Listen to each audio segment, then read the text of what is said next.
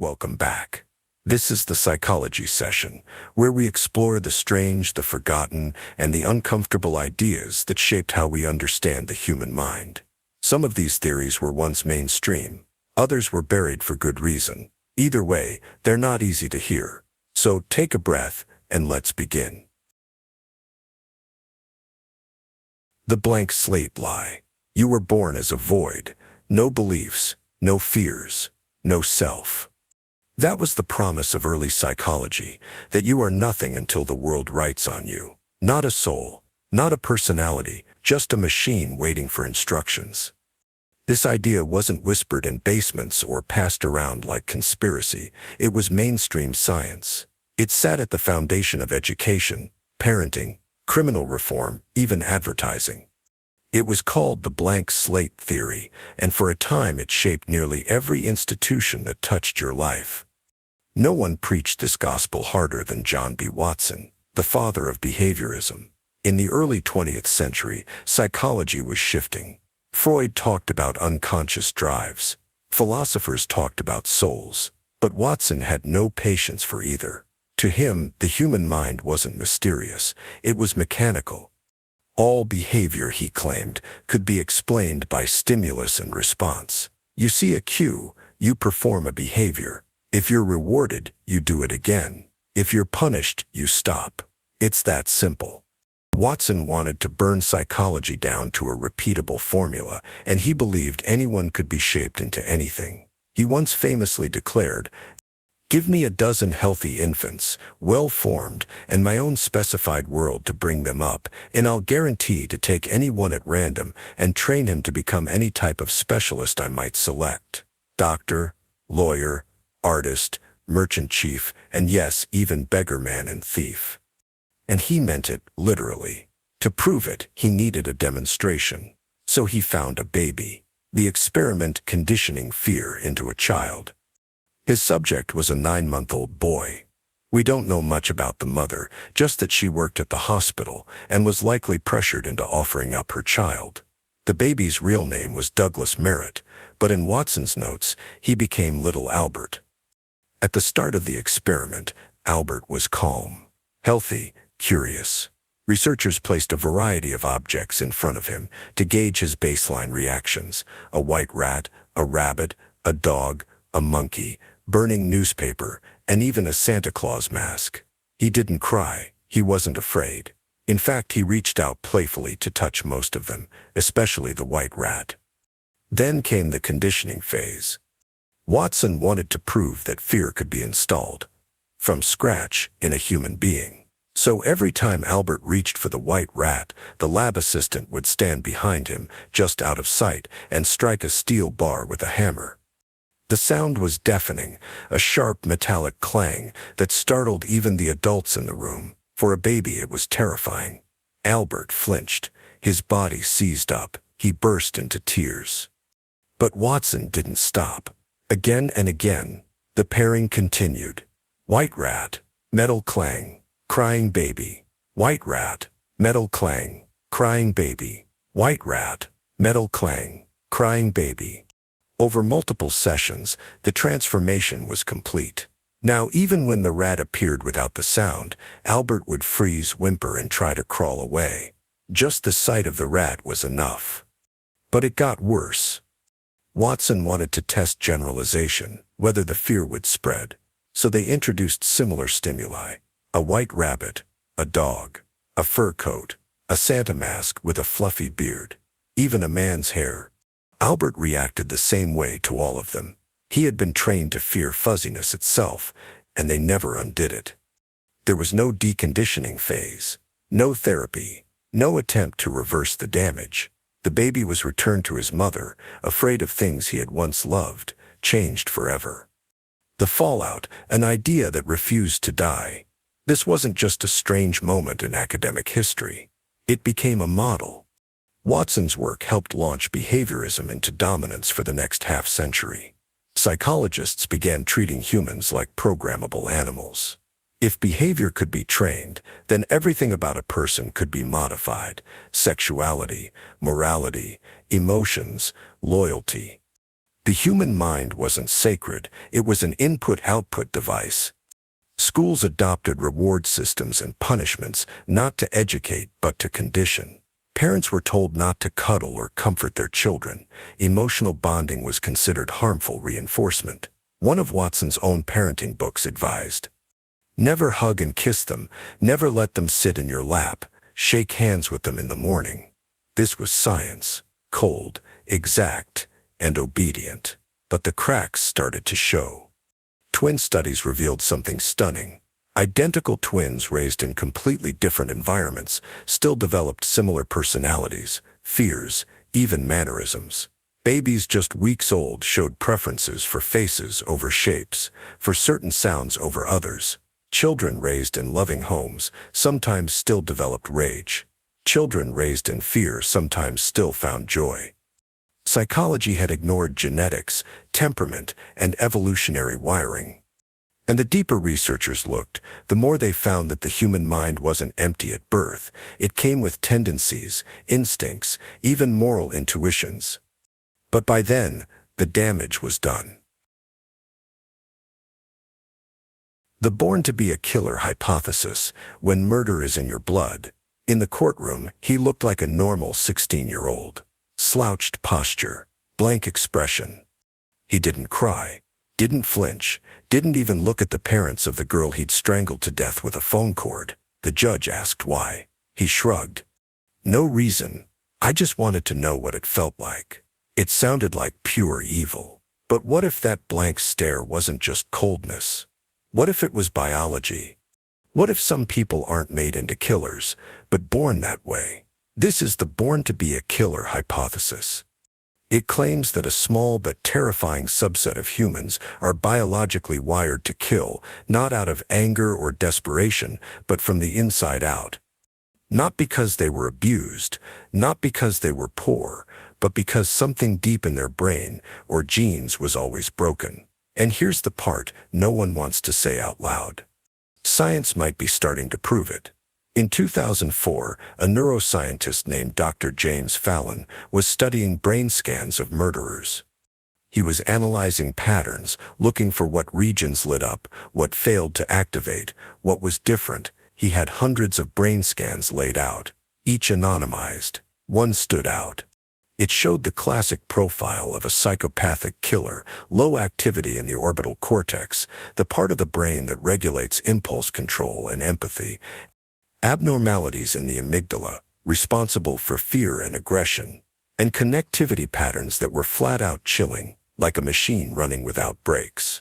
He asked the lab tech, "Who is this guy?" The answer, it was him. Dr. Fallon had mistakenly included his own scan as a control, and it looked like the brain of a serial killer. But Fallon wasn't a killer. He was a married father, a professor, no criminal record, no violence.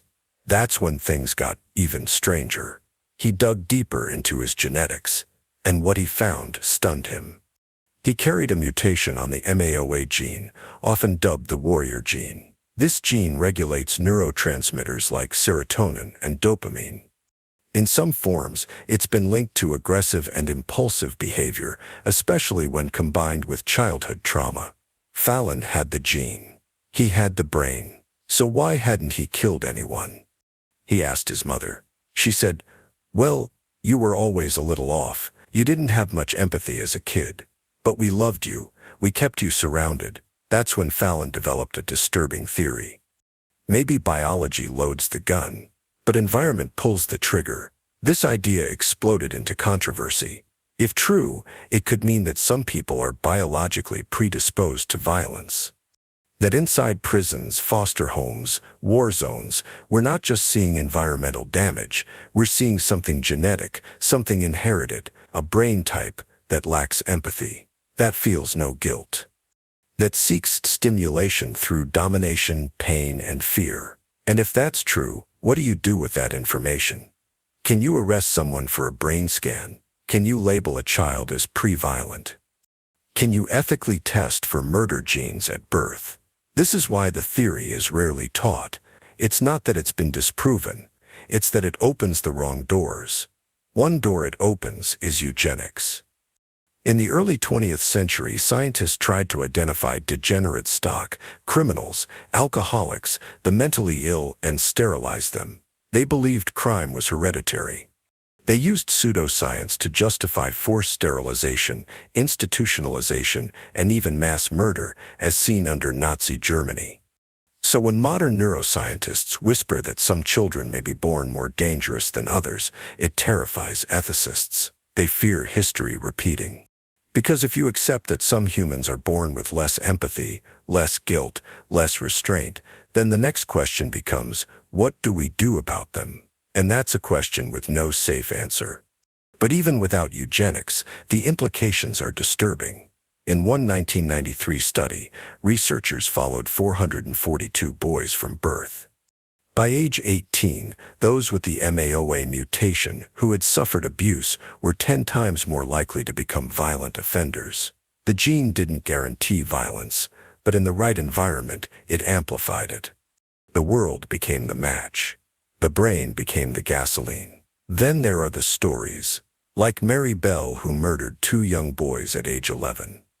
Her background was horrific: sexual abuse, neglect, emotional torture, but even among traumatized kids, something was different about her. She manipulated police, lied without blinking, showed no remorse. Or Richard Trenton Chase, the vampire of Sacramento.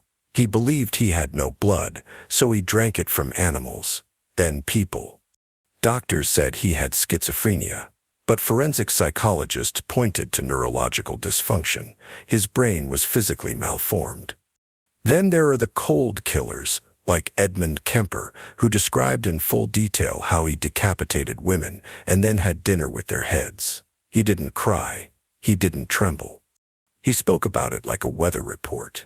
The born-to-be-a-killer hypothesis doesn't say all violence is biological, most isn't. But it asks, what if there's a subset of people who are neurologically incapable of empathy? What if morality, guilt, shame, remorse is just a software program running on hardware they don't have? What if for them the human experience is nothing but simulation? This theory is rarely taught, because it leads to dangerous places. If psychopathy is in the genes, can you screen for it? If the brain makes the crime, what happens to free will? Can someone truly be held morally responsible for something they were wired to do? And once society starts believing in murderous brains, it's not long before we go back to sterilization, segregation, or worse, elimination. So the theory gets buried, but the scans keep showing up. And every time a boy stabs his classmate and says, "I just wanted to feel something," you have to ask, is that evil or evolution? Man is a machine, the total behaviorist view. Imagine this. A rat is placed in a box. The box contains a lever. If the rat presses the lever, it gets a food pellet. If it doesn't, it goes hungry. At first, the rat sniffs around, unsure. But by accident, it touches the lever. Click, pellet drops, the rat eats. Then it presses again, another pellet, and again, and again. Within minutes, the rat is locked in a feedback loop. It's not thinking. It's not making choices. It's just repeating the behavior that gives it food. That box is real. And it changed the way psychology understood the human mind. It's called a Skinner box, named after B.F. Skinner, the man who believed that people, not just rats, could be programmed the exact same way. The death of free will in a lab coat.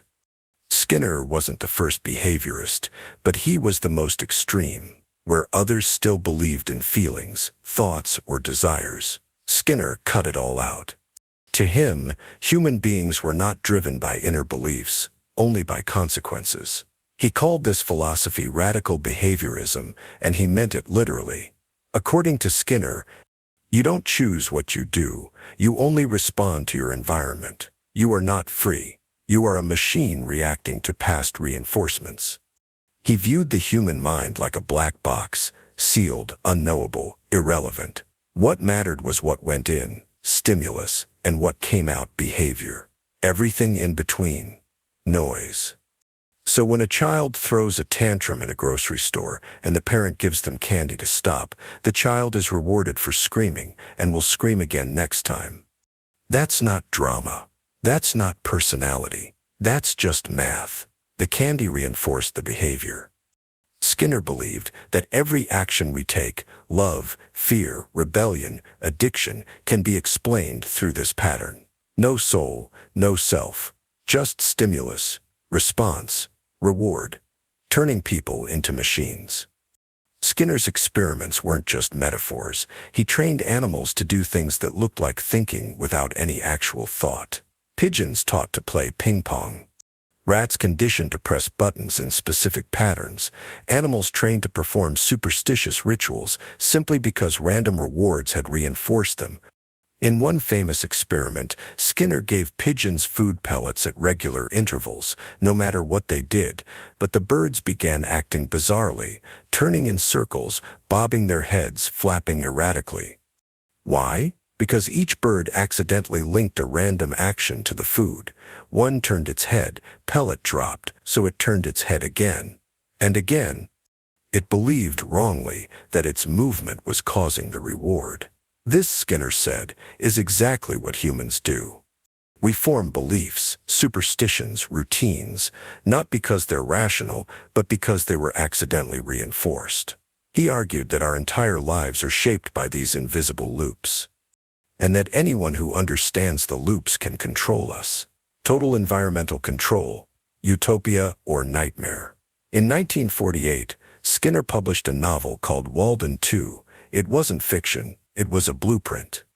The story described a society where people were completely behaviorally engineered from birth. Children were raised communally. Rewards were optimized. Punishment was eliminated. Conflict was rare, not because people were good, but because their environment left no room for misbehavior. Jobs were assigned. Relationships were coordinated. Emotions were regulated, not by force, but by careful conditioning. There was no violence, no chaos, no free will, only systems. Skinner didn't just imagine this world, he wanted to build it. He believed that if we simply controlled environments correctly, we could eliminate crime, poverty, and suffering, not by appealing to people's better nature, but by programming better behavior. In a lecture, he once said, "We should not teach great books.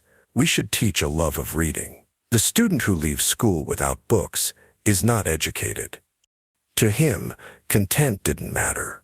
Intent didn't matter. Only behavioral outcomes. The human cost of conditioning. These ideas weren't just theory. By the 1960s, behaviorism had taken over psychology. Therapists used token economies in hospitals, giving patients fake currency for good behavior, which could be exchanged for cigarettes or TV time. Schools used operant conditioning to manage students, gold stars, detentions, reward charts. In some cases, children were punished with electric shocks for disobedience. Others were trained not to speak, not to cry, not to rebel, using nothing but reinforcement schedules. Skinner believed this was progress, that discipline was outdated, that conditioning was clean, ethical, scientific, but critics saw something else: dehumanization. Because if behavior is all that matters, then people aren't people, they're systems. No inner world, no dignity, just gears turning according to reinforcement. Why the machine broke down. Eventually, psychology began to reject Skinner's world. The rise of cognitive psychology, and later neuroscience, revealed a different picture. People think, remember, feel, imagine. They solve novel problems. They learn without reward. They suffer in ways that reinforcement can't fix. Studies showed that even when reinforcement works, it can backfire. People become reward dependent. Creativity drops. Motivation collapses when rewards are removed. And yet, many of Skinner's ideas remain alive. Today, your social media apps are designed using operant conditioning. Likes and hearts are your food pellets. Notifications are your stimulus. The endless scroll is your reinforcement loop.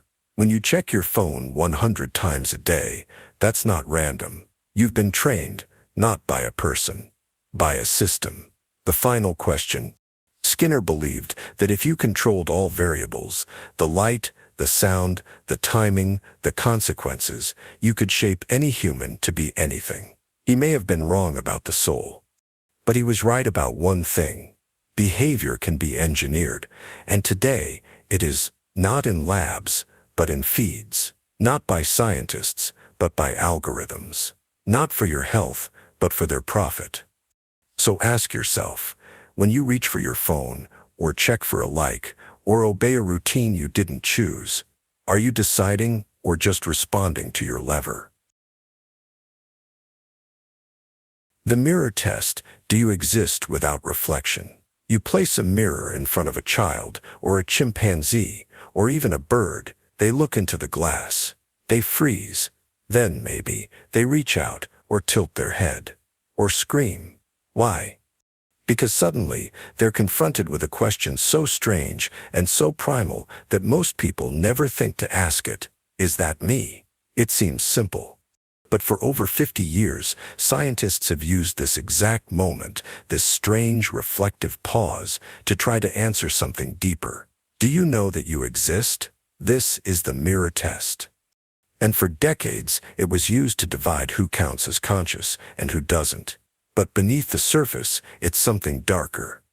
A psychological experiment that tells us who society thinks is human enough to recognize themselves and who it quietly decides is not. How the mirror test works. The test was first developed in 1970 by psychologist Gordon Gallup Jr. Here's how it works. Step by step, you take an animal or human child and let them get used to a mirror. You secretly place a visible mark, like a red dot or paint, on their forehead, ear, or some other place they can't normally see. Then, you place the mirror in front of them again. Now comes the question, what do they do? If they touch or examine the mark on themselves, rather than pawing at the mirror or acting like it's another animal, that's considered a pass. The logic is that they recognize the reflection as me. That means they have self-awareness. They know they are an individual. Simple, right? But what it became was a line in the sand. Who passes and who fails. You might assume that only humans pass, but it's more complicated and far more unsettling. Here's a short list of species that have passed the mirror test. Great apes, chimpanzees, bonobos, orangutans, dolphins, elephants, magpies, a species of bird, some whales, orcas, and manta rays. That's right, a bird passed, but some monkeys didn't. Some humans don't either. Human children typically pass the test around 18-24 months old. But not all. Children with certain developmental disorders, such as autism, may fail the test. So do infants under 18 months. So do people in late-stage dementia. So do many people in altered mental states. Does that mean they aren't self-aware? Are they less conscious, less human? And if a magpie passes, but a toddler doesn't, what exactly are we measuring? The moment of recognition, inside the animal's mind. One of the most famous mirror test stories involved a female chimpanzee named Susie. After growing up in captivity, Susie was introduced to a mirror for the first time. At first she made aggressive displays, hooting, slapping, posturing. She thought it was another chimp. But then something shifted. She leaned in close, tilted her head, made a face, and watched it echo. Then she opened her mouth wide and touched her own teeth, something she'd never seen before. When researchers placed a red dye on her brow, Susie saw it in the mirror and immediately touched her own face to investigate it. She wasn't reacting to a stranger. She knew the face in the mirror was hers. It was like watching someone become conscious in real time. That moment, that flicker of awareness, became the gold standard of what it meant to have a self. But here's the danger. It also became a reason to exclude those who failed. The test becomes a judgment. Over time, the mirror test was used not just to study behavior, but to make value statements. In scientific papers, species that failed the mirror test were often described as lacking self-awareness, primitive, cognitively undeveloped, below the threshold of reflective consciousness. In other words, lesser. This thinking leaked into how we treat animals and people. A chimp who recognizes herself in a mirror might be considered too intelligent to keep in a cage. But a monkey who doesn't, fair game. A child who passes the test is seen as developing normally. But one who doesn't, flagged for diagnosis. It was never just about cognition. It was about classification. Who counts as aware enough to protect, to respect, to love? And who can be left behind? The problems no one talks about. The mirror test isn't perfect. In fact, it's full of problems. What if the animal doesn't care? Some species may recognize themselves, but have no reason to touch the mark. That doesn't mean they're unconscious, just uninterested. What if vision isn't their main sense? Dogs rely on smell. Bats use echolocation. Testing them with a visual mirror makes no sense. It's like asking a blind person to pass a sight test. What if they're shy? Some animals or people may recognize themselves but refuse to show it.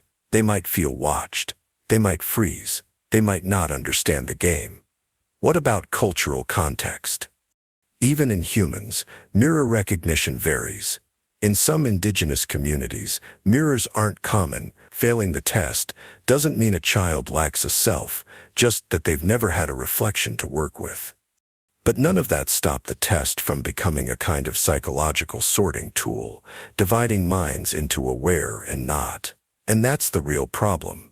The mirror as a metaphor. Here's the part no one says out loud. The mirror test isn't just a study of animals. It's a mirror held up to psychology itself, because the test assumes something strange. That self-awareness is something you can see, that it looks like touching a mark, that it happens on a schedule, that it's obvious, visible, performable. But self-awareness doesn't always look like recognition. Sometimes it looks like pain, or withdrawal, or silence. Sometimes it hides. And if science only sees what it expects, then what else have we declared unconscious simply because it didn't react the way we wanted? Why it matters. We use mirrors to sort animals, children, and people with disorders. We use their reactions to decide, are they aware? Are they worth protecting? Do they count? But what if the test doesn't measure consciousness, only a reflection of our own expectations? What if the mirror tells us more about how we judge minds than how they really work? And what happens to those who fail the test when it was never their test to begin with? The mirror test was meant to answer a question. But maybe the question itself is flawed. Because if you don't recognize your reflection, does that mean you don't exist? Or does it mean we just haven't learned how to see you yet? Learned psychopathy, how the world manufactures monsters. Some people are born without empathy, cold, unfeeling, indifferent to suffering. But what if that's not the only path? What if there's another? What if the right combination of neglect, abuse, and deliberate manipulation could turn an otherwise ordinary child into something else entirely? Not just traumatized, not just damaged, but psychopathic. This is the theory of learned psychopathy. It says that under the right conditions, empathy doesn't just fade, it gets trained out of you. To understand this, you have to start with something small. Shed. A baby cries. You ignore it. The baby cries again. You punish it. Eventually, it stops crying. Not because it's content, but because it's learned that expressing pain gets punished. Now imagine that multiplied, year after year. Every time a child reaches for comfort, they're hit. Every time they cry, they're shamed. Every time they seek affection, they're mocked. The result isn't just a hurt child, it's a child who begins to disconnect pain from response. From their own pain, yes, but also from yours. They learn. Pain doesn't matter. And more terrifyingly, people don't matter. This is where psychopathy begins. Not always in the genes, but in the absence of care. One of the most haunting case studies comes from a boy known only as Lucas. He was adopted at age 6 from a Romanian orphanage in the 1990s, one of the now infamous state institutions where babies were left in cribs for 23 hours a day. No cuddling, no talking, No play. Just sterile walls. And silence. When he arrived in the U.S., Lucas had no words. He wouldn't make eye contact. He didn't flinch when touched. At night he laughed, staring at the ceiling for hours. By age 7, he had tortured the family dog. By 8, he had stabbed a classmate with a pencil. No warning, no emotion. When asked why, he said, "I wanted to see what would happen." A team of child psychologists evaluated him. Their conclusion? Emerging psychopathic traits, possibly reactive attachment disorder, possibly irreversible. It's tempting to think Lucas was just broken. But when researchers looked deeper, they found a chilling pattern. Children raised without empathy, without anyone reflecting their emotions, often fail to develop mirror neurons properly. Mirror neurons are the brain's empathy circuit. They fire not just when you feel pain, but when you see someone else in pain. In a healthy child, watching another kid cry hurts. But in kids like Lucas, nothing happens. It's not just that they don't care, their brain never learned to care. And that's not genetic, that's environmental. A 2014 study from the University of Michigan scanned the brains of children with severe abuse histories. The result? Underdeveloped amygdala.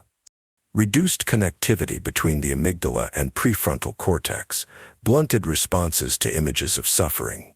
The more severe the trauma, the less responsive their empathy systems were. It was like trauma had rewired them. Their brains adapted to a world where caring got you hurt. And that adaptation looked like psychopathy. But this isn't just about extreme abuse.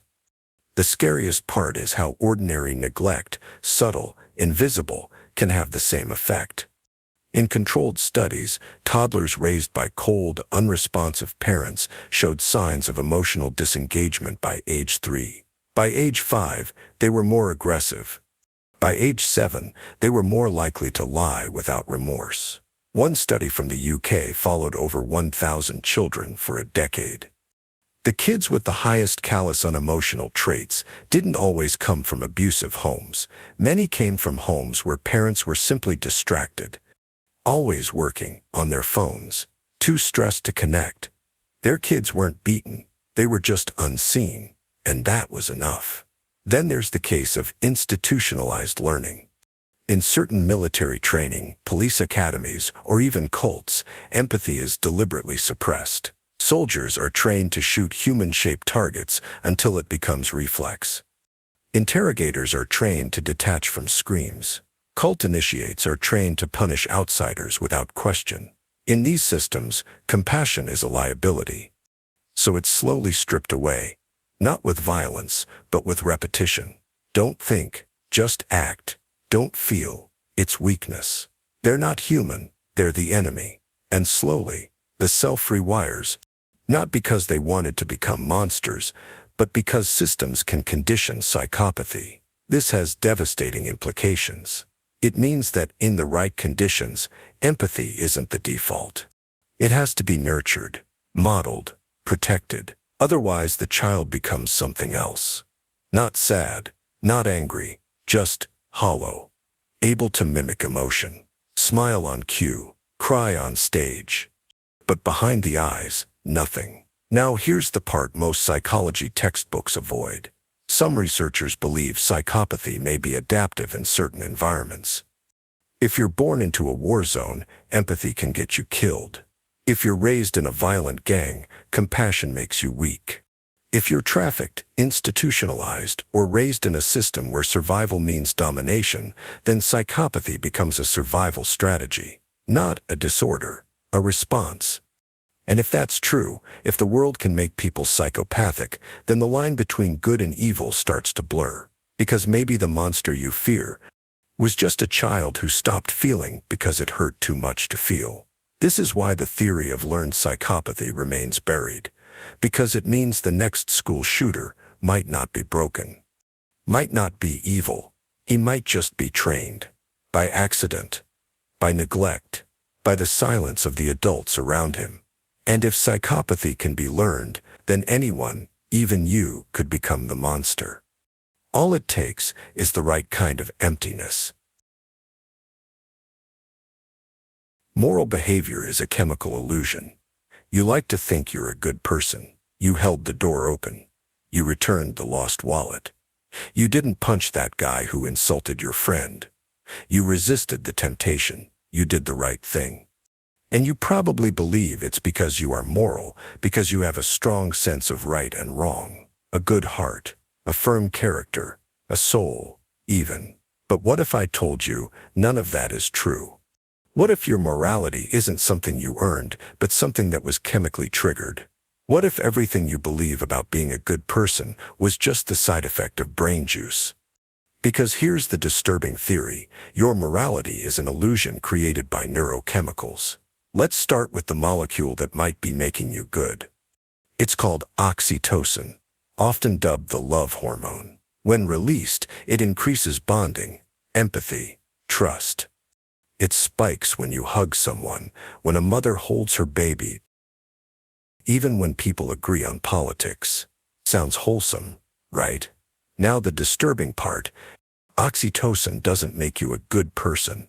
It makes you loyal to your in-group and more hostile to outsiders. In one study, researchers at the University of Amsterdam gave people either a dose of oxytocin or a placebo. Then they were asked to make moral decisions, like whether to sacrifice one person to save 5. People who got oxytocin were more likely to save someone with a Dutch-sounding name and let the others die. Why? Because the brain categorized them as in-group. The hormone that makes you feel loving also makes you morally biased. Then there's serotonin, another feel-good chemical. Higher levels are linked to happiness, calmness, and yes, moral behavior. In a famous 2010 study published in Science, people were given SSRIs, the same kind of drugs used to treat depression, selective serotonin reuptake inhibitors. Then they were given moral dilemmas. Would you push one man off a bridge to stop a train and save 5? Those with increased serotonin were less likely to push the man, even though it would save more lives. Why? Because serotonin makes you averse to harm, not more moral, just more risk-averse and emotionally protective. Change the chemicals, and the decision changes. What you call conscience might just be neurochemistry in a lab coat. You might be thinking, okay, that's weird, but surely we still have free will, right? A moral compass? Some inner you that's making the choice. Let's talk about the VMPC, the ventromedial prefrontal cortex. It's a tiny region of your brain, just behind your forehead.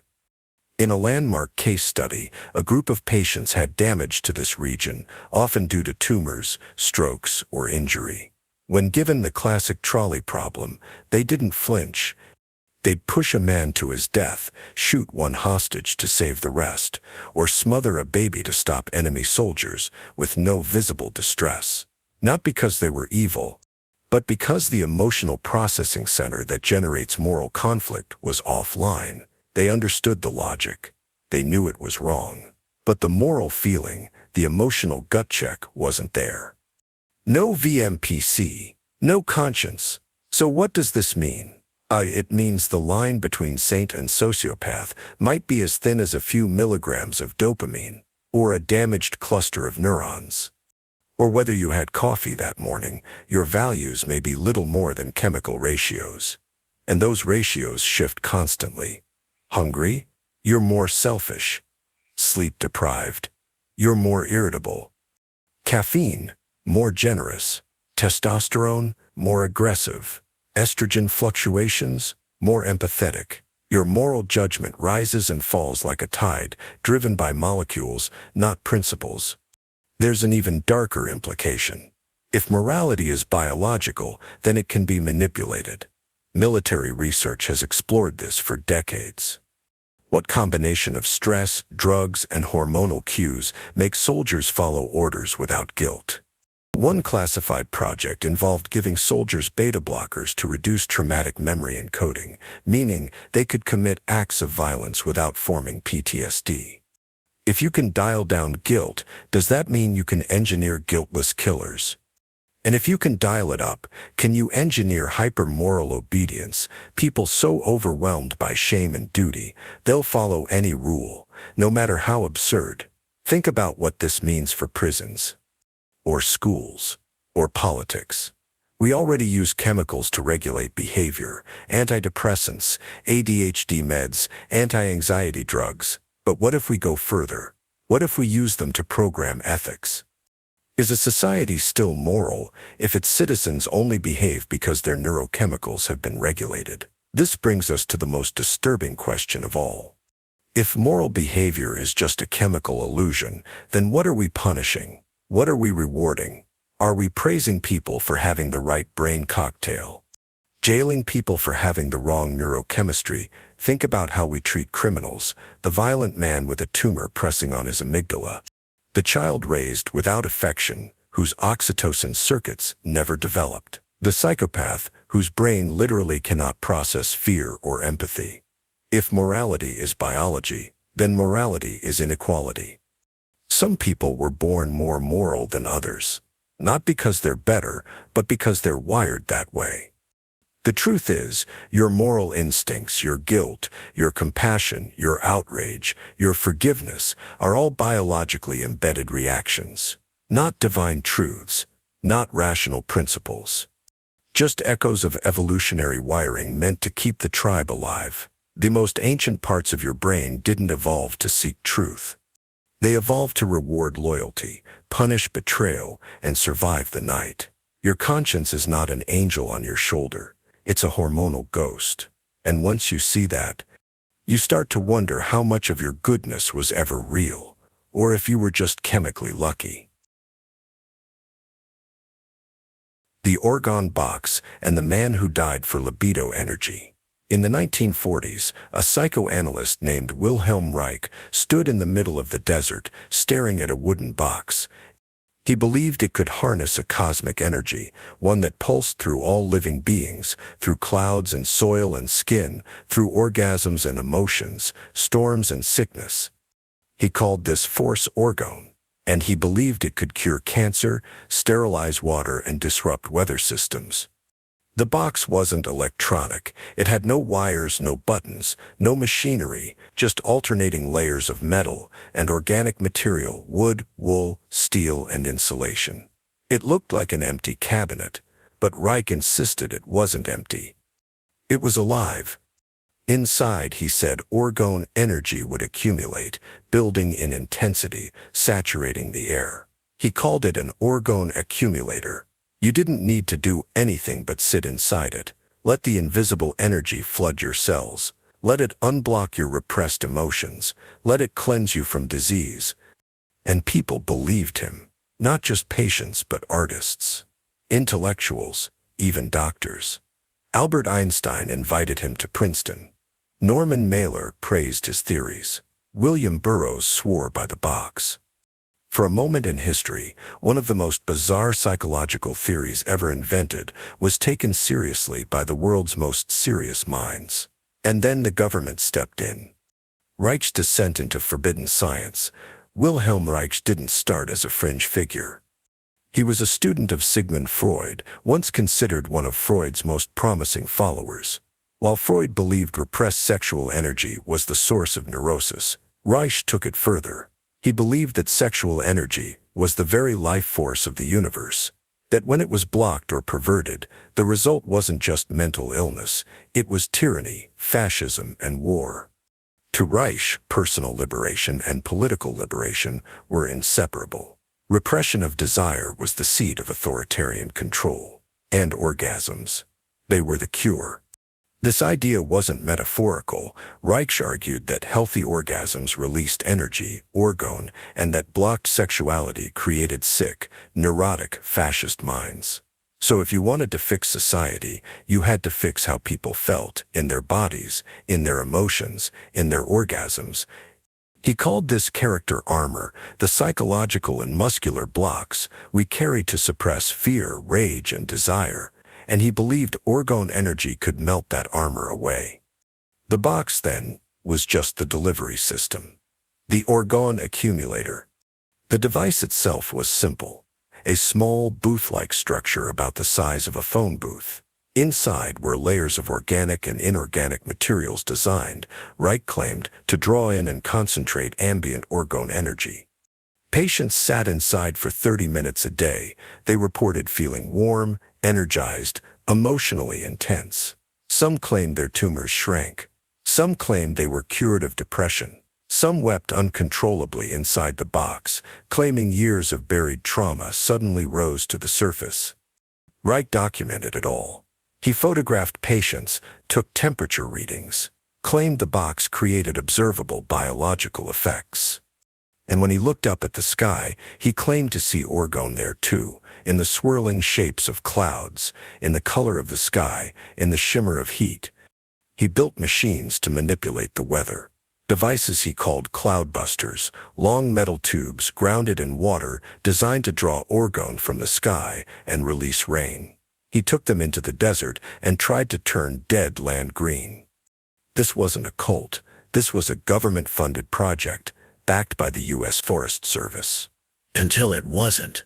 The federal government declares war on Orgone. In the early 1950s, the FDA began investigating Reich's devices. They weren't interested in the philosophy. They wanted to know, was he selling unapproved medical devices? Was this pseudoscience being used to exploit desperate patients? The answer was yes. Reich's literature claimed the Orgone accumulator could treat cancer, schizophrenia, and more without any peer-reviewed evidence. To the FDA, that made it dangerous. In 1954, a federal court issued an injunction against Reich. It banned the sale and transport of Orgone devices and literature across state lines. It demanded that all existing accumulators be dismantled and destroyed. Reich refused. He argued that no court had the authority to judge a scientific discovery. He sent letters to judges claiming the government was attacking cosmic truth. He continued shipping boxes, even as the FBI closed in. He was arrested for violating the injunction. And the U.S. government did something almost unthinkable. They burned his books. Thousands of copies of his writings were seized and incinerated, not just manuals but scientific works, essays, and correspondence. It was one of the few state-sanctioned book burnings in American history. Reich was sentenced to prison. In 1957, he died behind bars. The Forbidden Legacy. Today, mainstream psychology dismisses Reich as a crank, a man who spiraled from brilliance into delusion. Most textbooks don't mention him. His name doesn't appear in universities. His devices are ridiculed as pseudoscience. But his ideas never disappeared. You can still buy Orgone accumulators online. People still sit in the boxes. Cloudbusters have been revived by new spiritual movements. Conspiracy theorists claim Reich was silenced because Orgone could disrupt weather weapons, cure cancer, or dismantle control structures. But even without the box, the core idea remains haunting, that our minds are not separate from our bodies. That repression isn't just emotional, it's political. That control begins by severing you from your own feelings, and that the cure for tyranny might begin with reclaiming the thing they fear most, uncontrolled energy. Reich believed he had discovered life's core frequency. He thought he could measure it, bottle it, and heal the world with it. Instead, he died alone in a prison cell, his machines destroyed, his papers burned. And maybe that's the final lesson of forbidden psychology. Sometimes it's not the madness that gets you locked away. It's the possibility that you were right. Lobotomy is a cure for everyday sadness. Imagine walking into a hospital because you feel sad. Maybe your marriage is strained. Maybe your job is suffocating. Maybe you're just overwhelmed by life in a way you can't fully explain. You're not violent. You're not delusional. You're just struggling. Now imagine the doctor says he has a solution. A miracle cure. No drugs. No long-term therapy. Just a simple procedure. You sit in a chair. They swab your eye with antiseptic. A nurse holds your arms down. And then the doctor slides a long, thin metal pick underneath your eyelid into the soft socket behind your eyeball, and with a mallet, he taps it upward through the bone into your brain. There's a sickening crack as the bone gives way. The pick enters your prefrontal cortex, the part of your brain responsible for personality, planning, morality, emotion. He waves it back and forth, once, twice, then removes it. The whole thing takes about 10 minutes. You don't scream, you can't, you're in shock. When it's done, you're not depressed anymore. You're not anything. This was real. And for over 2 decades, it was called a breakthrough. In the 1930s, a Portuguese neurologist named Antonio Egas Muniz introduced a radical new procedure, the prefrontal leucotomy, cutting connections between the frontal lobe and the rest of the brain. Muniz believed that many psychiatric illnesses were caused by disordered brain circuits. If you could sever those circuits, you could eliminate the illness. His early patients were institutionalized people with severe symptoms, delusions, violent outbursts, catatonia. Some improved, some didn't. But Muniz published the results, claimed success, and in 1949 he received the Nobel Prize in Medicine. The scientific community had crowned the lobotomy, and America was listening. Enter Walter Freeman, the traveling brain butcher. In the United States, Dr. Walter Freeman picked up Muniz's idea and ran with it straight into the darkest corners of 20th century psychiatry. Freeman wasn't a surgeon. He had no formal training in operating rooms, but he was charismatic, persuasive, and obsessed with making lobotomy accessible. He believed mental illness was a public crisis and that talk therapy, medication, and psychoanalysis were too slow. He wanted a quick fix. A mass-market solution. So he simplified the procedure. Instead of cutting into the skull, Freeman invented the transorbital lobotomy, performed by sliding a modified ice pick through the eye socket and into the brain. He called it ice pick surgery. No anesthesia was required, just electroshock to knock the patient unconscious. He performed the procedure in hospital beds, offices, even on tables in hotel rooms. At his peak, Freeman could perform dozens in a single day. Who were the patients? Not just the severely ill. Freeman promoted lobotomy for a wide range of conditions: depression, anxiety, chronic pain, insomnia, nervousness, rebellious children, wives who talk back, veterans with trauma, housewives with hysteria. One woman received a lobotomy at the urging of her husband because she worried too much. A 12-year-old boy was lobotomized for misbehavior at school. Another child, Rosemary Kennedy, sister of future President John F. Kennedy, was lobotomized at age 23 because her father found her emotional outbursts embarrassing.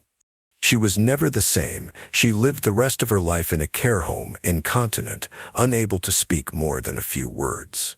Freeman lobotomized over 3,500 people. Sometimes he performed both eyes at once, using 2 picks. He took photographs of his patients before and after, proudly displaying their subdued, vacant expressions as proof of success. He even performed one procedure with his own son watching. What did it do to people? At first glance, it seemed to work. Patients who had been agitated became calm. Those who screamed now sat silently. Those who wept stopped crying. But they also stopped laughing, stopped dreaming, stopped resisting. They became passive, docile, often emotionally blunted. Some lost the ability to care for themselves. Others could no longer work or speak. Many died from brain hemorrhages or seizures. Freeman called this a success. He believed the goal of psychiatry was not to make people happy, just manageable. And for overcrowded institutions and exhausted families, a quiet patient was easier to deal with than a disturbed one. In Freeman's world, it was better to erase the illness by erasing part of the person. The collapse. By the late 1950s, antipsychotic medications like Thorazine became available, offering chemical ways to control behavior without destroying brain tissue. The medical community began questioning lobotomy. Studies showed inconsistent results, high mortality rates, and devastating long-term damage. Patients sued. Families protested. Freeman became increasingly erratic, once killing a patient during a demonstration after piercing her brain too deeply. In 1967, he was banned from performing surgery. By then, the damage had been done. More than 50,000 people had been lobotomized in the United States alone. Tens of thousands more in Europe and South America. Some were never told what had been done to them. Some couldn't speak to protest. And Moniz, the man who invented it, still holds his Nobel Prize to this day. It has never been revoked. Why it matters. The story of lobotomy isn't about medical error. It's about what happens when psychology trades compassion for control, when behavior is prioritized over humanity, when the goal of mental health becomes compliance, not healing. Lobotomy was marketed as modern, progressive, clean, a miracle for modern psychiatry. But beneath the sterile language was a terrifying truth. It wasn't about curing pain. It was about removing the person who felt it. And if you think that idea died with Freeman, look again. Today, we still diagnose discomfort as disorder. We still drug children for not sitting still. We still praise emotional numbness as stability. We still call people broken for reacting to a broken world. The ice pick is gone. But the instinct remains. IQ and the ranking of human worth. You sit in a quiet room. A stranger hands you a pencil and a test booklet. There are puzzles, patterns, and obscure vocabulary questions. You try your best, but you're nervous, tired. Maybe you didn't sleep well. Maybe you're new to the language. Maybe you didn't grow up with books. Maybe no one ever told you that this one little test would determine your value as a human being. Because what's about to happen isn't grading, it's ranking. They'll give you a number, and that number will decide everything. Whether you go to school or to a factory, whether you get sterilized or have children, whether your ancestors are labeled fit to rule or unfit to exist. This is the story of IQ testing, and how psychology turned it into a weapon. The birth of the test. In the early 1900s, French psychologist Alfred Binet created a test to help identify schoolchildren who needed extra help.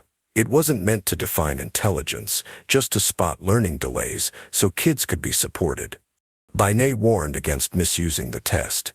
He said intelligence was complex, shaped by environment, not just inborn.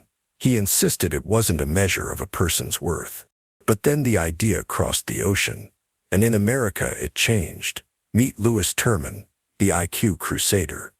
Louis Terman, a psychologist at Stanford University, adapted Binet's test into what became known as the Stanford-Binet intelligence scale. Terman believed intelligence was fixed, inherited, and measurable.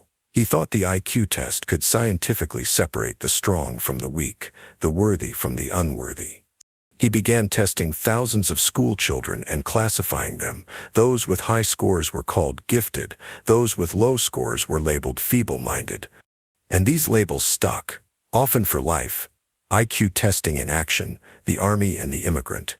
During World War I, the U.S. Army needed a way to sort millions of recruits, so psychologists designed the Army Alpha and Beta tests, mass-produced IQ exams.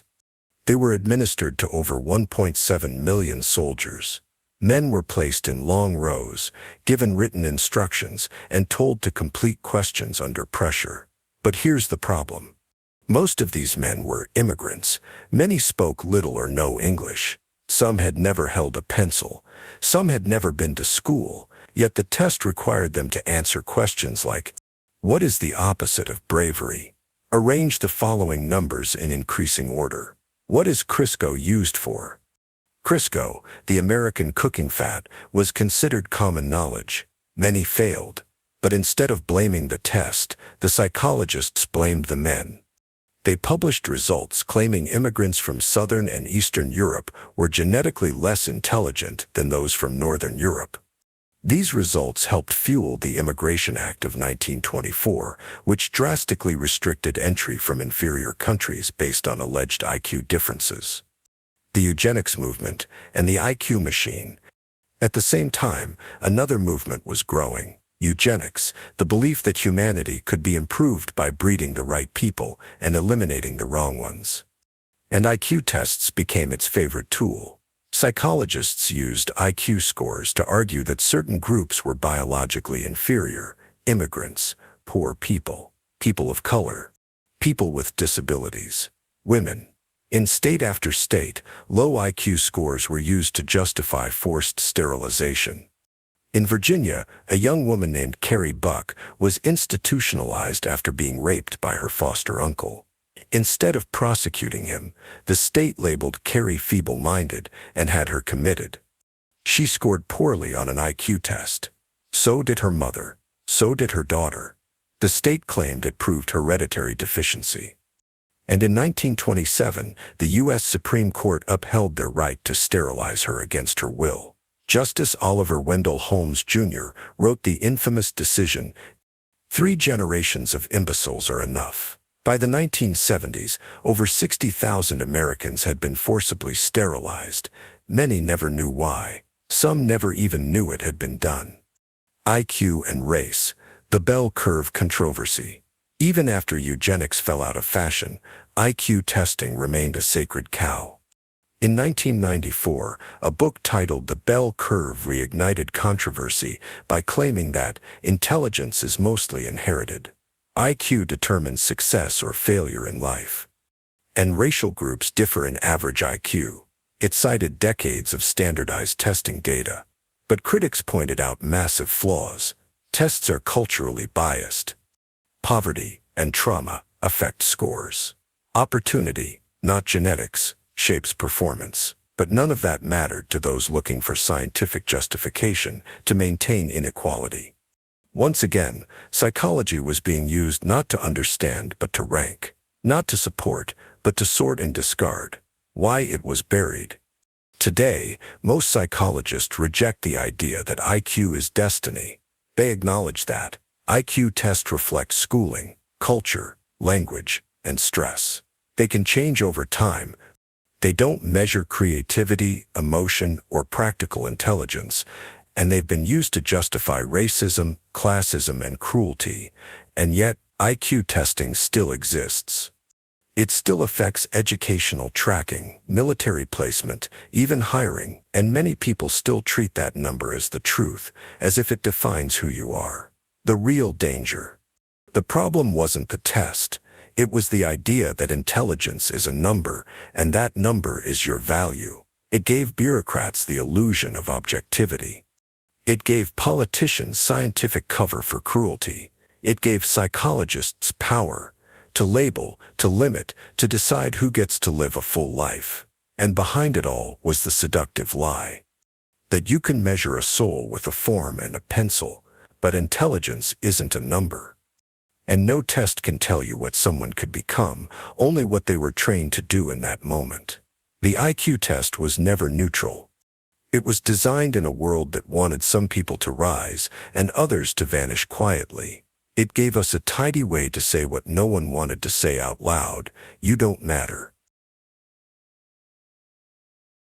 Obedience as a species survival trait. You like to think you're independent, that when you obey your boss, your government, your religion, it's a rational choice, that if something ever went too far, you'd resist. You'd speak up, you'd be different. But what if obedience isn't just a habit? What if it's hardwired? What if humans evolved not to think independently, but to follow orders, even if it kills them? Here's the nightmare theory. Obedience isn't a flaw. It's not a moral failure. It's a feature built into your psychology over hundreds of thousands of years. Because in early human societies, the groups that survived weren't the most intelligent. They weren't the most compassionate. They were the ones that followed the alpha, even when it meant raiding other tribes. Even when it meant punishing their own. Even when it meant marching into war, and this deep genetic bias toward hierarchy is still in you right now. Not because it's right, but because it worked. In the 1960s, a man named Stanley Milgram decided to test this. He wanted to see just how far ordinary people would go if someone in a white lab coat told them to. The setup was simple. 2 people came into a lab. One was the teacher, the other the learner. Or so they thought. In truth, the learner was an actor. The teacher, a random participant, was the real subject. The teacher was told to read word pairs. If the learner got one wrong, the teacher would press a button to deliver an electric shock. With each wrong answer, the shock increased. 15 volts. 30 volts, 75 volts. At 120 volts, the actor would grunt. At 150, he'd shout, "Let me out." By 180, "I can't stand the pain." At 300 volts, he stopped responding. The scientist in the white coat would calmly say, "Please continue," and most people did. They pressed the button again and again. Some were sweating, shaking, pleading. But they kept going. Over 65% of participants went all the way to 450 volts, marked as danger, severe shock. No one was actually harmed. But the participants didn't know that. They thought they had possibly killed someone because they were told to. Milgram's experiment shocked the world. But he wasn't surprised. He'd grown up Jewish. His relatives had died in the Holocaust, and he wanted to understand, how could regular citizens, not monsters, become executioners?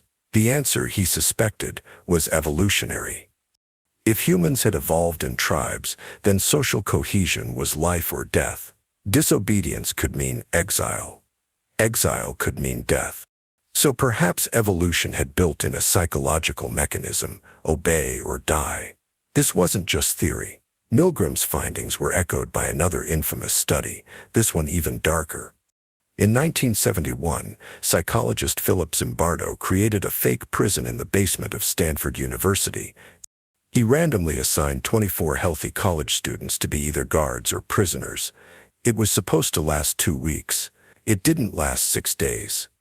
Guards began humiliating the prisoners, forcing them to clean toilets with their hands, depriving them of sleep, making them simulate sex acts, laughing while they cried. Zimbardo himself, the lead scientist, got so deep into his role as prison superintendent that he didn't stop it.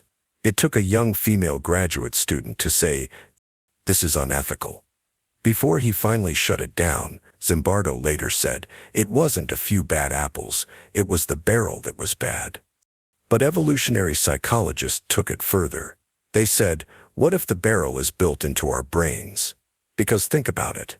Ants follow their queen, wolves follow the alpha. Gorillas obey the silverback. In species where survival depends on coordination, hierarchy emerges. And humans are no exception. In times of danger, war, famine, plague, people don't want debate. They want leadership. A strong voice. A simple command. It feels safe.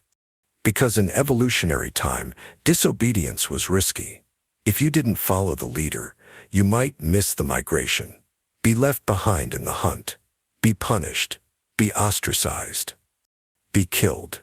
So obedience wasn't just taught, it was selected for. This is why authoritarianism is seductive. Not because people are evil, but because their brains are wired to crave structure, especially under stress. This is why soldiers follow illegal orders, why employees cover for abusive bosses, why cult members drink poison. Not because they're stupid, but because obedience triggers the safety circuits of the mind. Disobedience feels like danger. And here's the most disturbing implication. If obedience is adaptive, then moral conscience might be a bug, not a feature. Conscience slows the group down. It questions orders. It creates dissent. In a violent world, that kind of thinking could get you, and your tribe, killed. So, over millennia, perhaps natural selection favored the follower, not the philosopher. The soldier, not the rebel. Of course, not everyone agrees.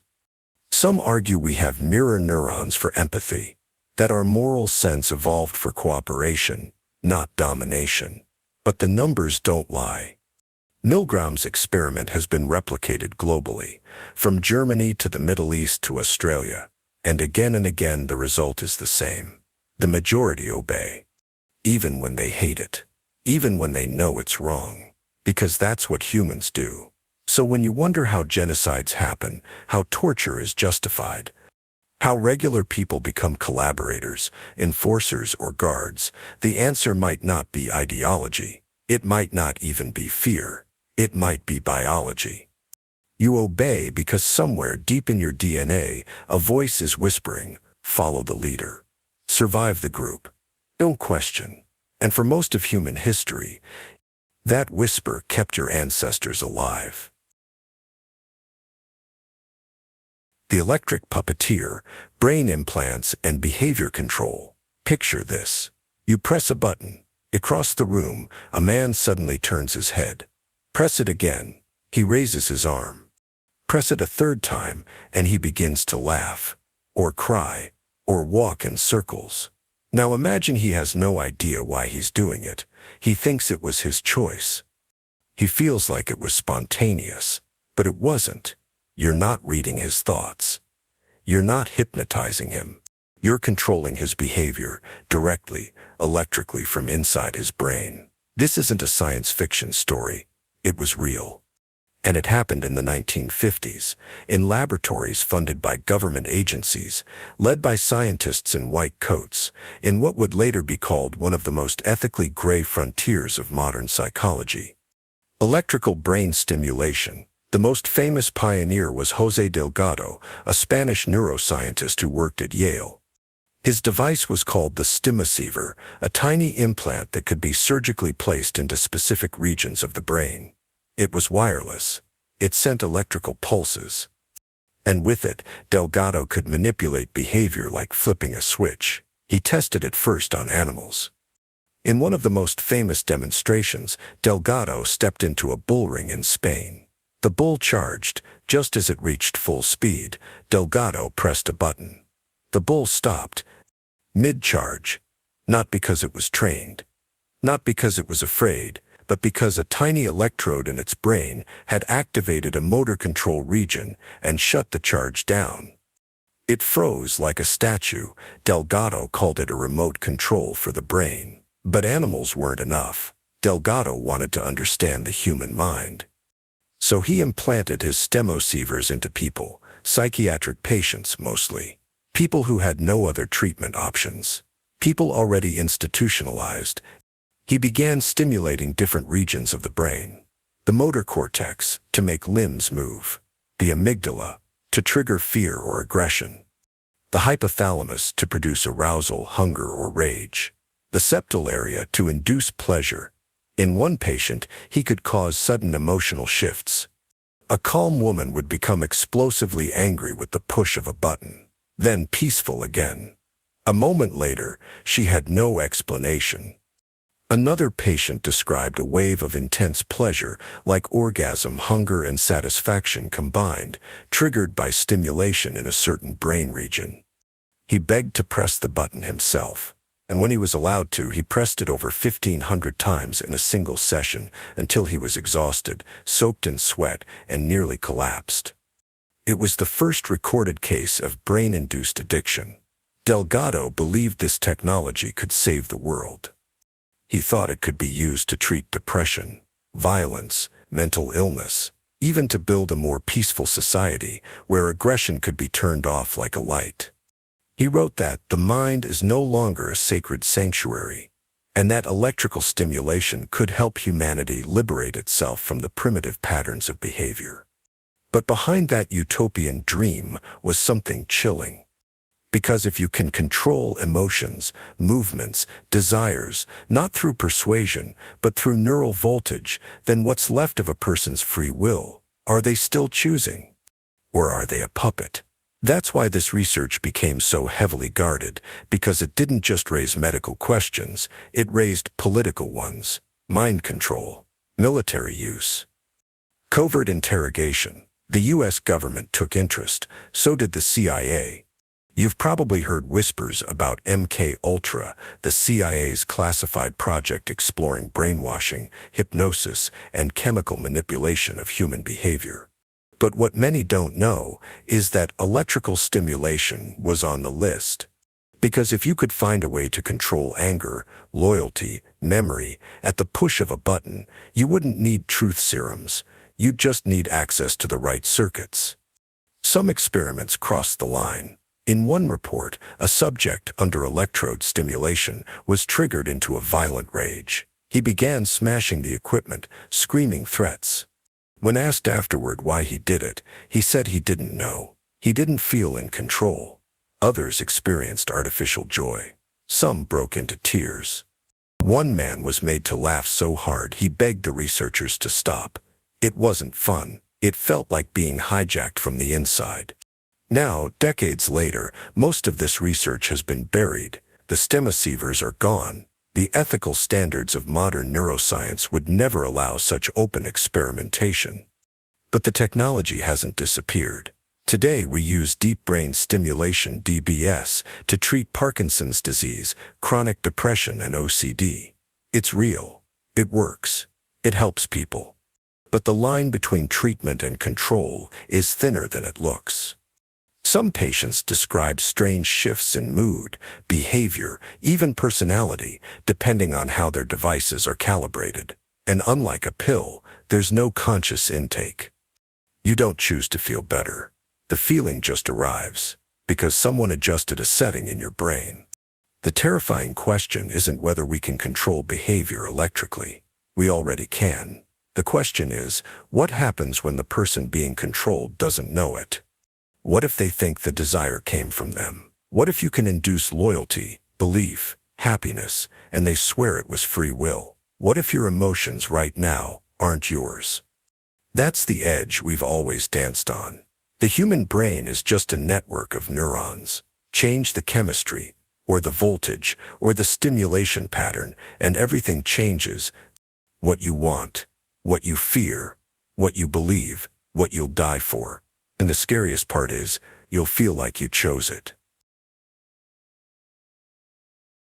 The suicide letter, how learned helplessness was discovered by breaking dogs.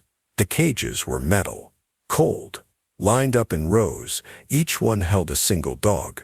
No owner, no trainer, just wires. At first, the dogs pawed at the floor, panted, whimpered. Then a buzzer sounded, sharp, electric, and the floor beneath them shocked their paws. Not enough to kill, just enough to hurt. One dog tried to jump, but there was no escape. Another barked, spun in circles, slammed its body against the wall. Nothing worked. The shock came again, then again. Eventually, the dogs stopped moving. They just stood there, head low, muscles slack. The buzzer sounded, and they didn't even flinch. And this was the discovery. If you hurt something long enough, and make sure it can't escape, it will stop trying even when the door is open. This was Martin Seligman, 1967, a psychologist, not a madman. He wasn't trying to torture animals. He thought he was studying fear, conditioning, response to pain. But what he found was something else entirely. A theory so dark, it would come to explain suicide, depression, trauma, and why people stay in lives they know are killing them. He called it learned helplessness. The experiment was simple, but horrifying in how clearly it showed the mind's ability to collapse inward. Phase 1.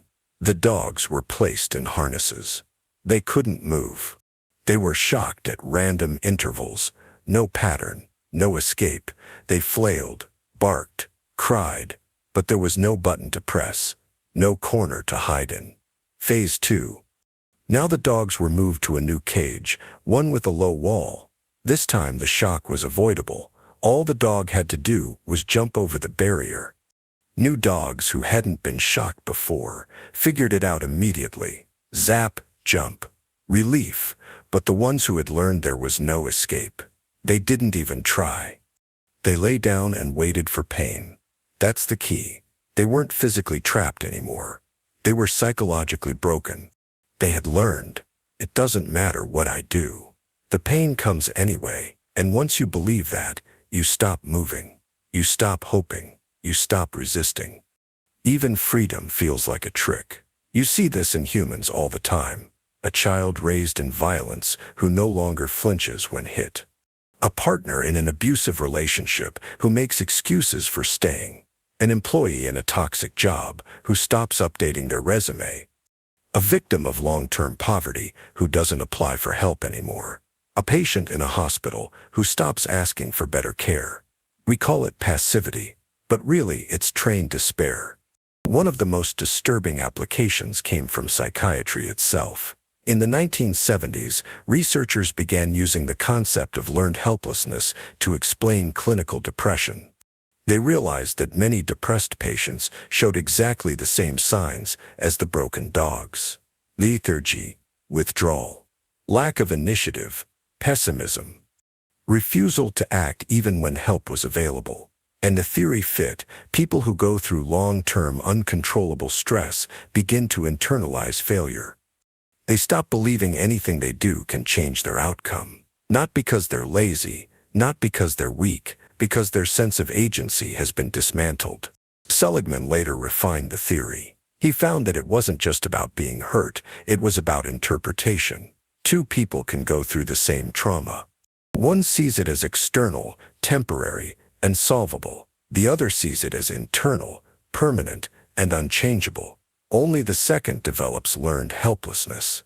This helped explain why some people collapse under pressure while others fight back. It wasn't willpower, it was the narrative your brain tells you about what the pain means.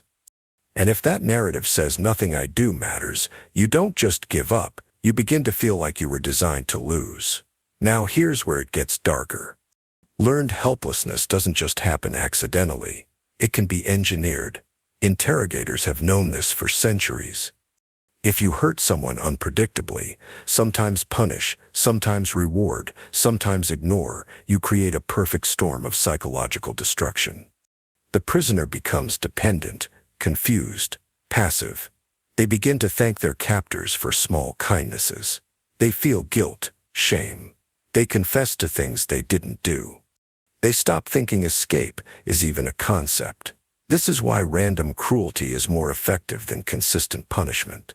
It's not about obedience. It's about breaking the internal compass, and we don't need prison cells to see this.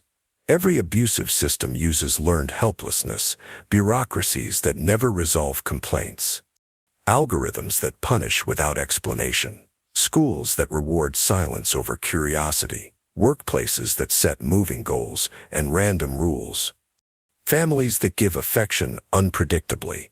Each one teaches the same lesson. You are not in control. Stop trying. And after enough repetition, people do. One of the saddest examples: children in orphanages in the early 20th century. Many were well-fed and safe, physically, but they received almost no affection. By age 2 or 3, many became listless, silent. They didn't cry when dropped, didn't react to touch, didn't play. They had learned, before they could even speak, that nothing they did would bring love. And so they stopped doing anything. Some literally wasted away. The technical term was failure to thrive. But what it really was learned helplessness in its purest form. Seligman's later career shifted. He became a champion of positive psychology, focusing on resilience, optimism, meaning. But it's worth remembering what he helped reveal. That you can break a living being without bruises. All you have to do is convince it over and over that its actions don't matter. Once that belief takes root, the cage is no longer needed. The mind builds its own. You ever seen someone stuck in a situation and wondered, why don't they just leave? Maybe they can't, or maybe they've learned that escape is just another kind of pain, because when every attempt to fight back ends in punishment, sometimes the smartest move feels like giving up, even when the door is wide open. The man who erased people's personalities. You go to the hospital because you're struggling.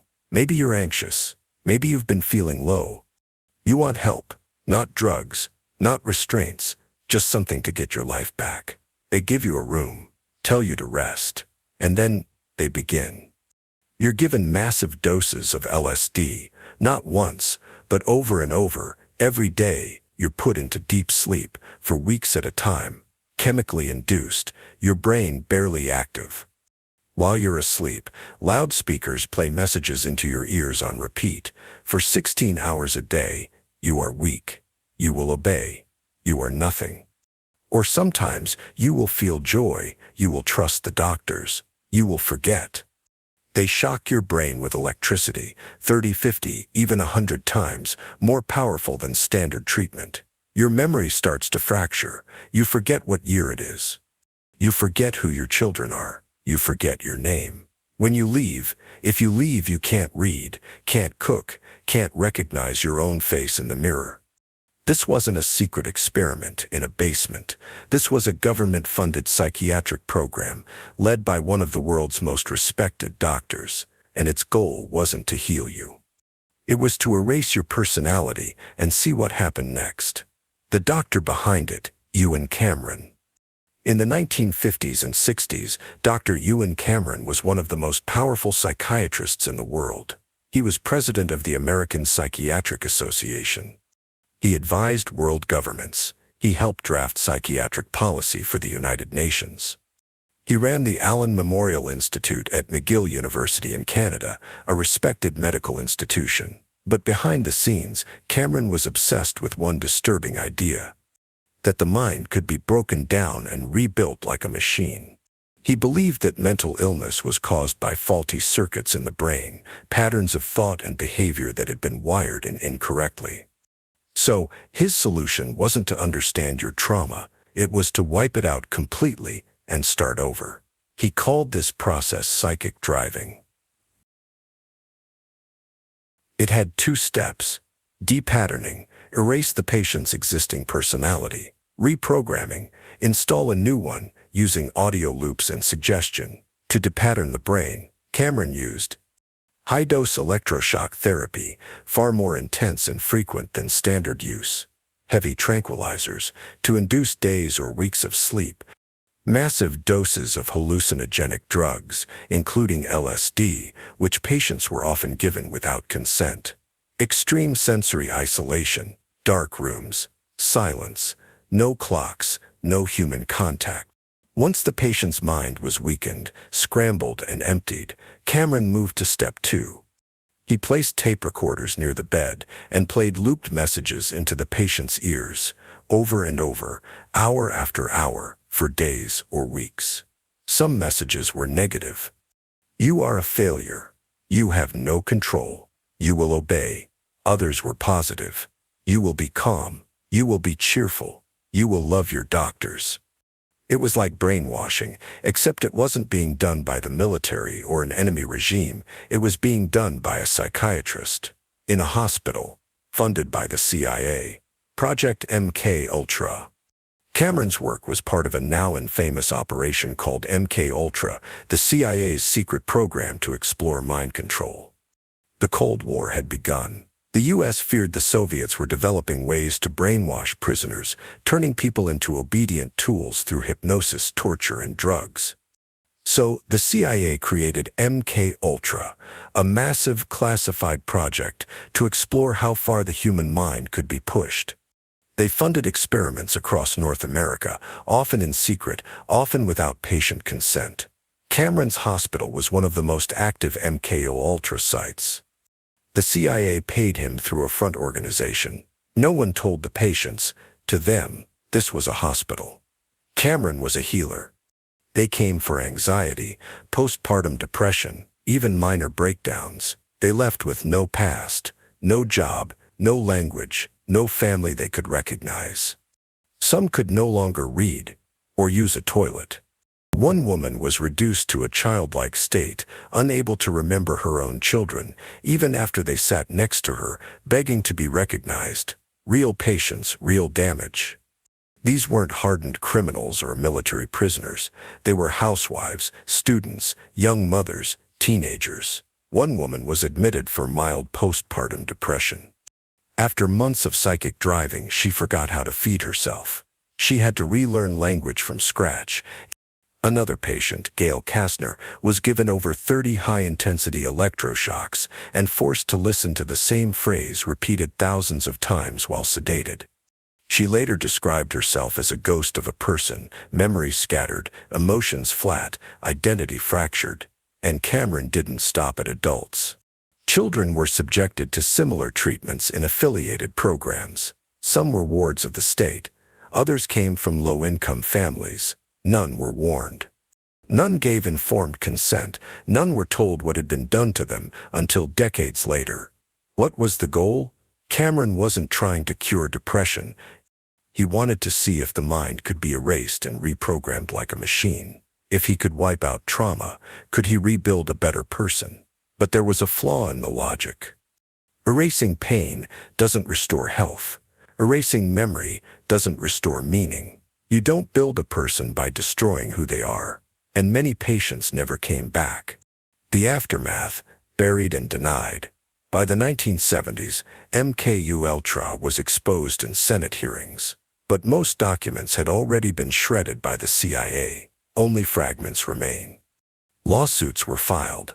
Some survivors were eventually compensated by the Canadian government, though many weren't. Cameron never apologized. He died in 1967, still respected by much of the psychiatric community. No charges were ever filed. The CIA never formally apologized. The hospitals never fully admitted what happened, why it was buried, because it worked. Not in a therapeutic sense, but in a chilling one. Cameron and the CIA discovered that identity is fragile. You are not fixed. You are not unchangeable. Given enough drugs, sleep deprivation, and trauma, you can be erased. And that's why this chapter was buried. Not because it failed, but because it succeeded too well. Today, the term psychic driving is gone from textbooks. Cameron's name is rarely mentioned. But the core idea that people can be conditioned, reshaped, overwritten, still lives quietly in the background of behavioral science, advertising, interrogation, even therapy. They don't call it mind control anymore. They call it behavioral modification, compliance training, emotional resetting. Different name, same ambition. You came in for help. You left with nothing, not even your own mind, and that's what they were testing all along. Repressed memories and the implanted nightmare. You're in a therapy session. You're not sure why you're here. Maybe you've been struggling with anxiety. Maybe you can't sleep. You feel disconnected, numb, lost, but there's no obvious cause. Your therapist gently suggests that trauma might be the reason. At first, you shake your head. You don't remember anything like that. But they ask again, what if something happened that your mind is protecting you from? What if the reason you can't remember anything is because it was too horrible to face? Week after week, the questions continue. They ask you to close your eyes. They walk you through your childhood. They suggest images. They ask you to picture certain people. They praise your emotional reactions. They say you're brave. They say you're getting closer to the truth. And slowly, you begin to remember. Or at least, you think you do. You start having flashes. A basement, a voice, a hand. You leave the sessions shaking, crying. It feels real. You're certain it's real. But here's the terrifying part. It might not be. What if the memories were implanted? Not on purpose, not maliciously, but through a process so subtle, so well-meaning, that neither you nor the therapist noticed it happening. The rise of the repressed memory movement. In the 1980s and 1990s, therapists across the United States began reporting a strange and deeply disturbing pattern. Patients, mostly women, were entering therapy for depression, anxiety, or eating disorders. But over time, through guided questioning, many of them began to recall childhood sexual abuse they had previously forgotten. Often, the memories were fragmented. They came in dreams, flashes, or during hypnosis. Some patients remembered being abused by parents, uncles, neighbors. Some remembered satanic rituals, cult ceremonies, even babies being sacrificed. Therapists believed that these were repressed memories, traumatic events that the mind had buried deep to protect the person from the pain. The logic made emotional sense. You feel broken, but don't know why. You don't remember trauma, but trauma can be repressed. Therefore, your symptoms must be signs of something awful that happened and was hidden away. Therapists began to build entire practices around memory recovery. What is a repressed memory? So instead of processing the trauma, your brain locks it in a psychological vault, a place you can't access without help. Years or even decades later, these memories can be recovered through therapy. This idea became widely accepted. Best-selling books like The Courage to Heal encouraged survivors to search for forgotten abuse. Talk shows invited guests to share their recovered memories. Laws were passed to allow people to sue family members for crimes they couldn't remember until therapy unlocked them. But here's where the story turns dark, because psychologists began to realize something horrifying. Some of the memories were false, the experiments that changed everything. To test how easily memories could be distorted, researchers began conducting real experiments. The most famous was the Lost in the Mall study by psychologist Elizabeth Loftus. Here's how it worked. Researchers interviewed people about events from their childhood. They gave them a list of 4 events. 3 were real, confirmed by family. 1 was completely fake. The fake event was this. When you were 5, you got lost in a shopping mall. An elderly woman helped you. You were scared and crying until your parents found you. Participants were told these were real memories. They were asked to write down everything they could recall.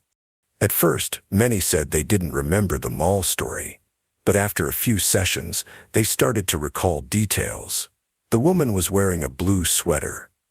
There was a balloon stand nearby. I remember my mom's voice calling my name.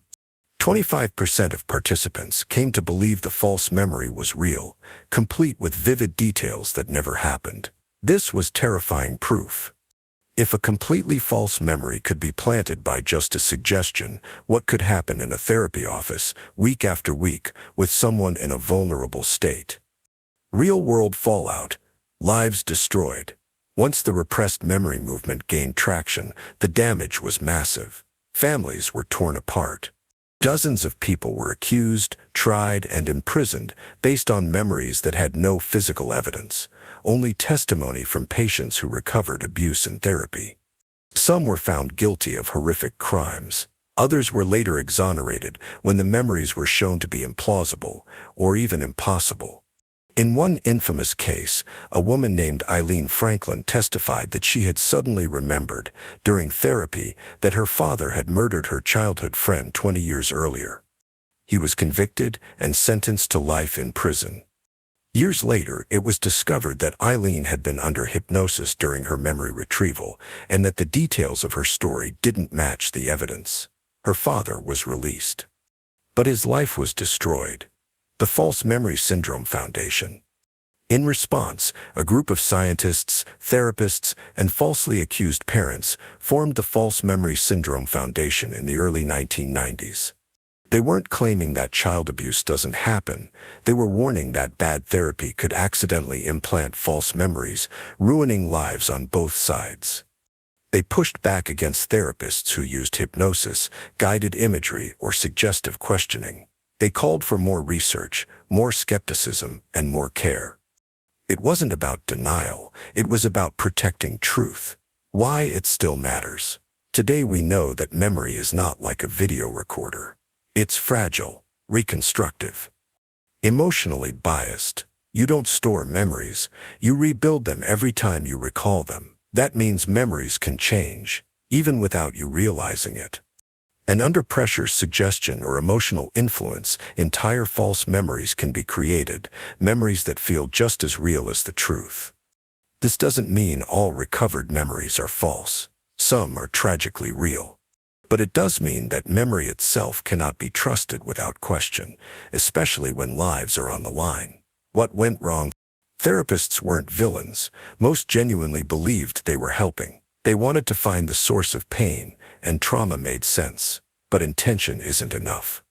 And when a person in authority, even with kindness, begins suggesting, guiding, nudging someone's memories, the mind can fill in the blanks.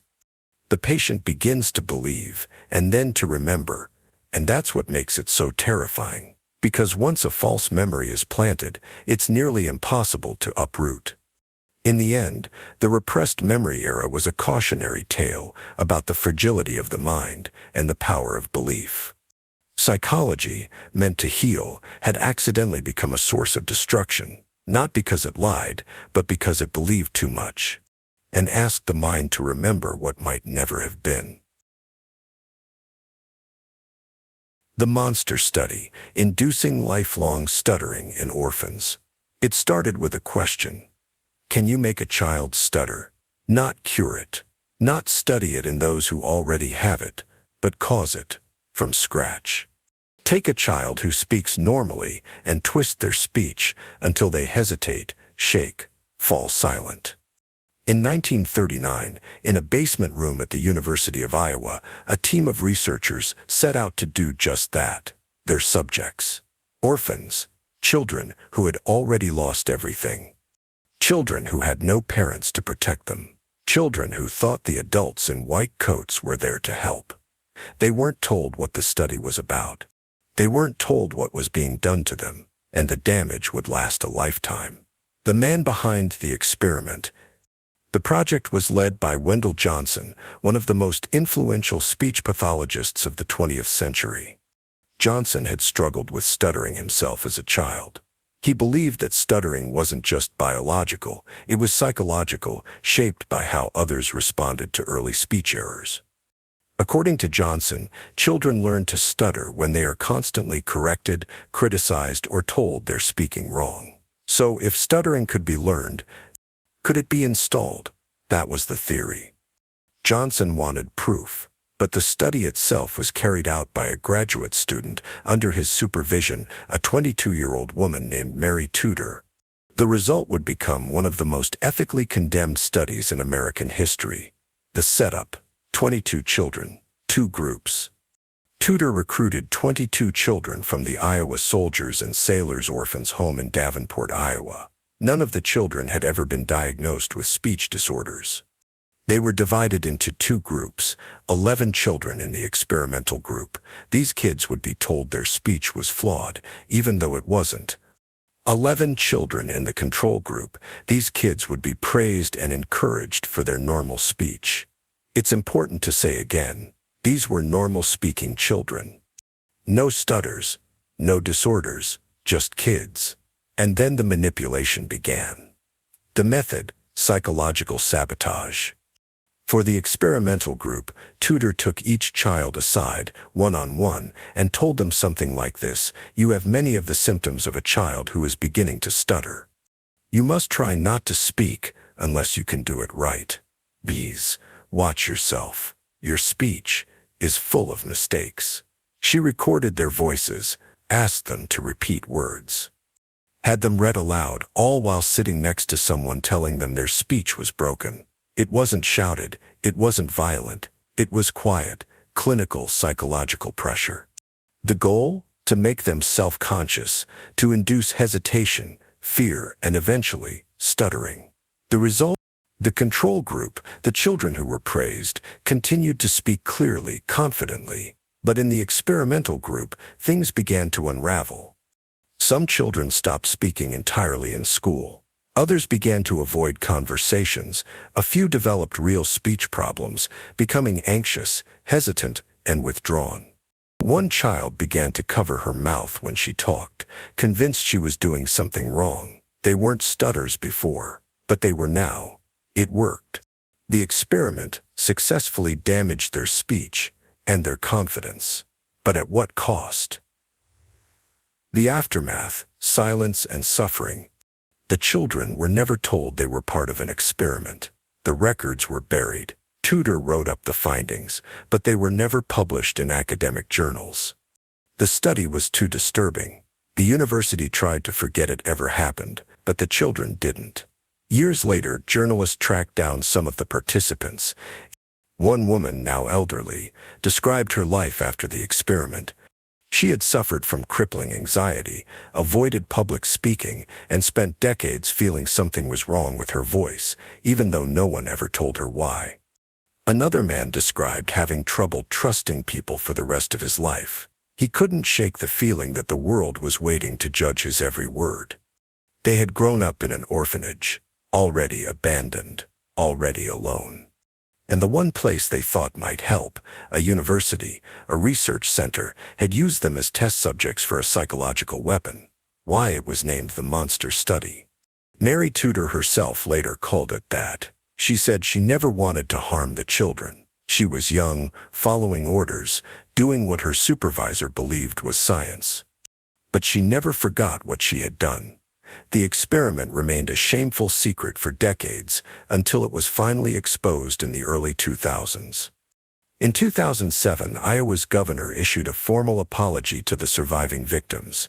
The university paid hundreds of thousands of dollars in settlements, but the scars remained. You can't apologize away a childhood stolen. Why? It was forbidden. Because it shattered the illusion. Psychology is supposed to heal, to understand, to protect the vulnerable. But the monster study proved that it could also do the opposite, that it could create suffering on purpose, in controlled settings, for academic curiosity. No violence, no blood. Just a quiet voice telling a child they're broken until they believe it. Untitled, what it revealed. It showed that the mind is fragile, especially in childhood. Confidence can be crippled by words alone. Speech isn't just mechanics, it's trust. Trust in your right to speak, and shame, once planted, can grow for a lifetime. It also revealed the dangers of unchecked power in research. What happens when scientists are more curious than they are compassionate? They called it a study. But to the children, it was a curse, one they never asked for, never agreed to, and never forgot. And all it took was being told they weren't good enough. The alpha-beta male hierarchy, the pseudoscience that refused to die. Let's begin with a lie that refuses to die. You've probably heard it. Maybe in a YouTube comment, maybe from a self-help podcast, maybe from someone who thinks biology explains why he's bad at dating. The alpha male myth. The idea that in every group of males, whether wolves or men, there's a dominant aggressive leader at the top, and the rest fall in line. Beta males, submissive, deferential, weaker. It's been used to explain everything from dating, to corporate hierarchy, to prison behavior, to playground bullying. It's everywhere. And it's wrong. Not just wrong, dangerously, pseudoscientifically wrong. What's more disturbing is that we know it's wrong. The science that inspired it has already been retracted, discredited, buried by its own creator. And yet, the idea still spreads, still infects people, still warps how men see themselves. That makes it one of the most persistent forbidden theories, not because it's hidden, but because it was debunked and then resurrected by ideology. Let's walk through the real story. It started with wolves and a fundamental mistake. In 1947, a biologist named Rudolf Schenkel published a study on the social behavior of wolves in captivity. He observed a group of unrelated adult wolves living together in a zoo enclosure in Switzerland. Naturally, in this artificial environment, there were tensions, fights, hierarchies. One wolf emerged as dominant, the alpha. The paper was picked up by others, including David Mech, a wildlife biologist who made the term popular with his 1970 book The Wolf, Ecology and Behavior of an Endangered Species. The alpha/beta hierarchy became shorthand for how wolf packs worked. Alpha male at the top, beta males beneath. Simple, dominant. Here's the problem. It wasn't true. The wolf packs they studied weren't natural. They were unrelated wolves, shoved together in artificial enclosures, more like a prison than a family. Later field research showed that real wolf packs in the wild don't operate this way at all. They're family units, a breeding pair, mom and dad and their offspring. The alpha male isn't some violent leader. He's just the father. The hierarchy is based on nurture and care, not dominance and aggression. In fact, David Mech himself retracted the alpha/beta framework in 1999. He spent years trying to correct the misconception. He wrote, "The concept of the alpha wolf is outdated. In natural packs, the dominant pair are simply the parents of the rest." But by then, the myth had escaped the lab. It had entered pop culture. How pseudoscience becomes a movement. As the idea of the alpha/beta male trickled out of animal biology and into self-help literature, it transformed. In the 2000s, online communities, especially those surrounding pickup artistry, PUA, manosphere blogs, and red pill ideology, seized on the alpha/beta hierarchy as a universal explanation for male behavior. In these spaces, alpha males were portrayed as dominant, sexually successful, assertive, cold, and fearless. Betas were emotional, passive, or agreeable, and therefore failures. It became a kind of secular religion, a moral framework disguised as biology.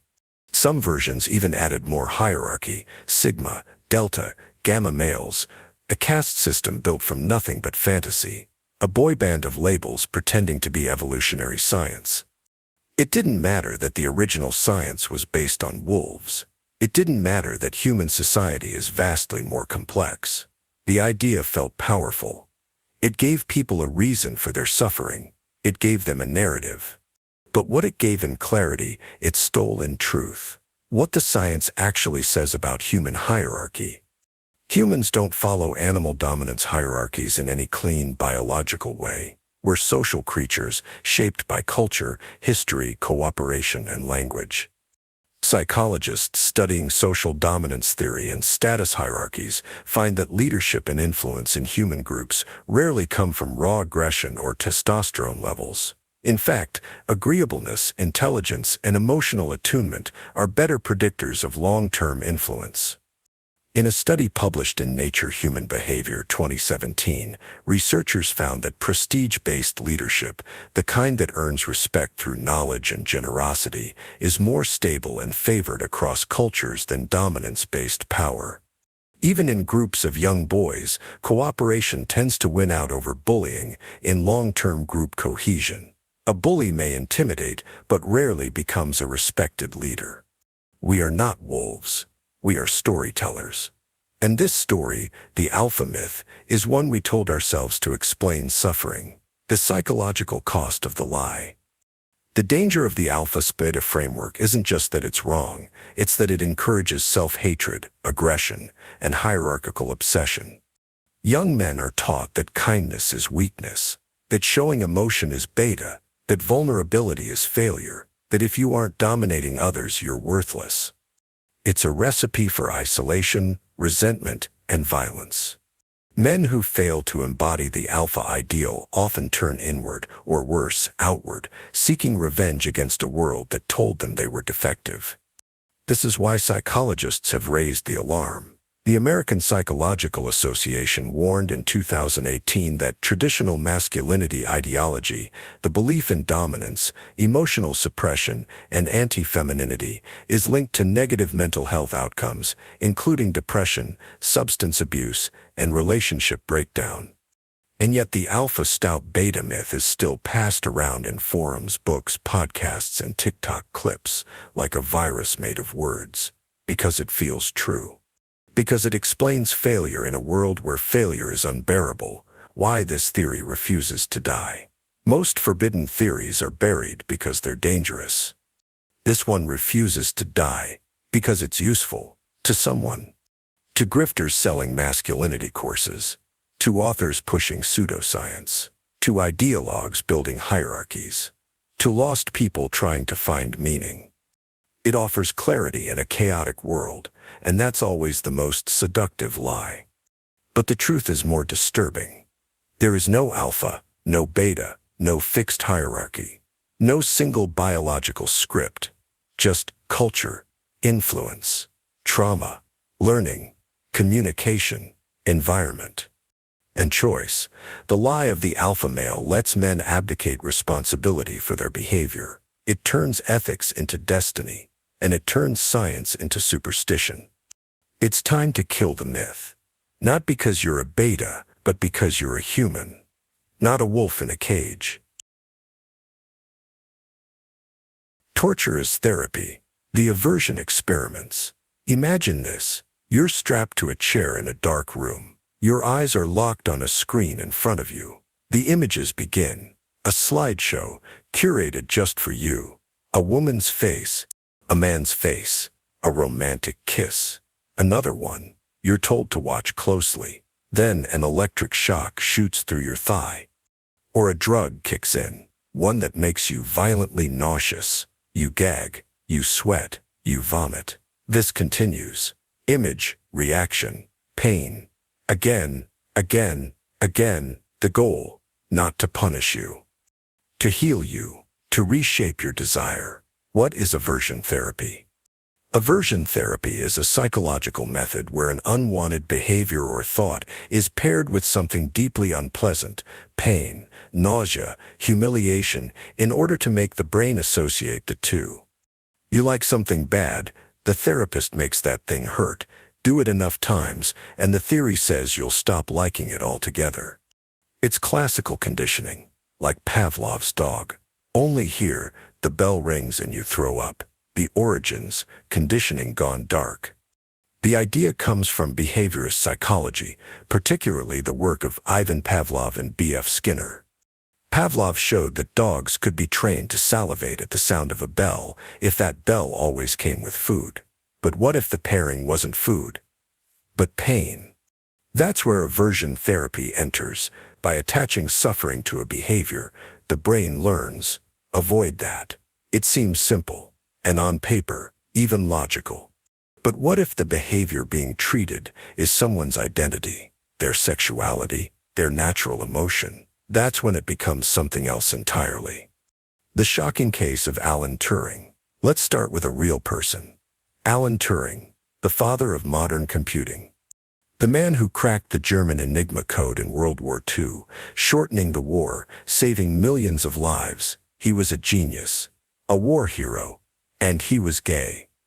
In 1952, Turing was arrested under British law for gross indecency, a legal term that meant homosexual behavior. His punishment: he could go to prison or undergo treatment. He chose the latter. Doctors gave him chemical castration, injecting him with estrogen to suppress his libido. His body changed. He grew breasts. He became depressed, suicidal.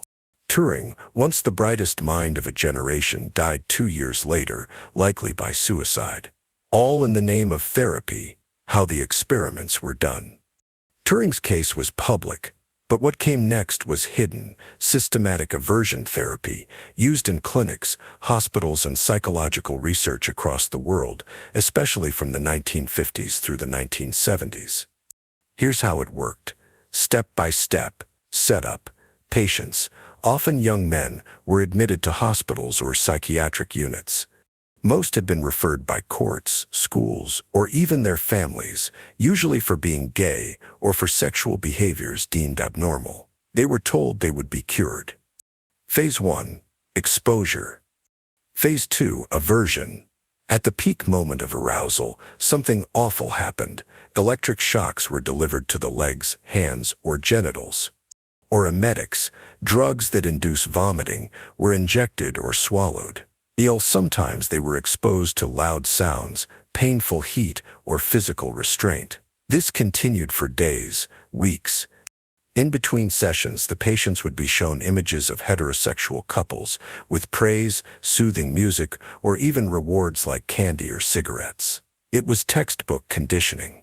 Punish one desire, reward another. Like training a dog, but with trauma. Real accounts from victims.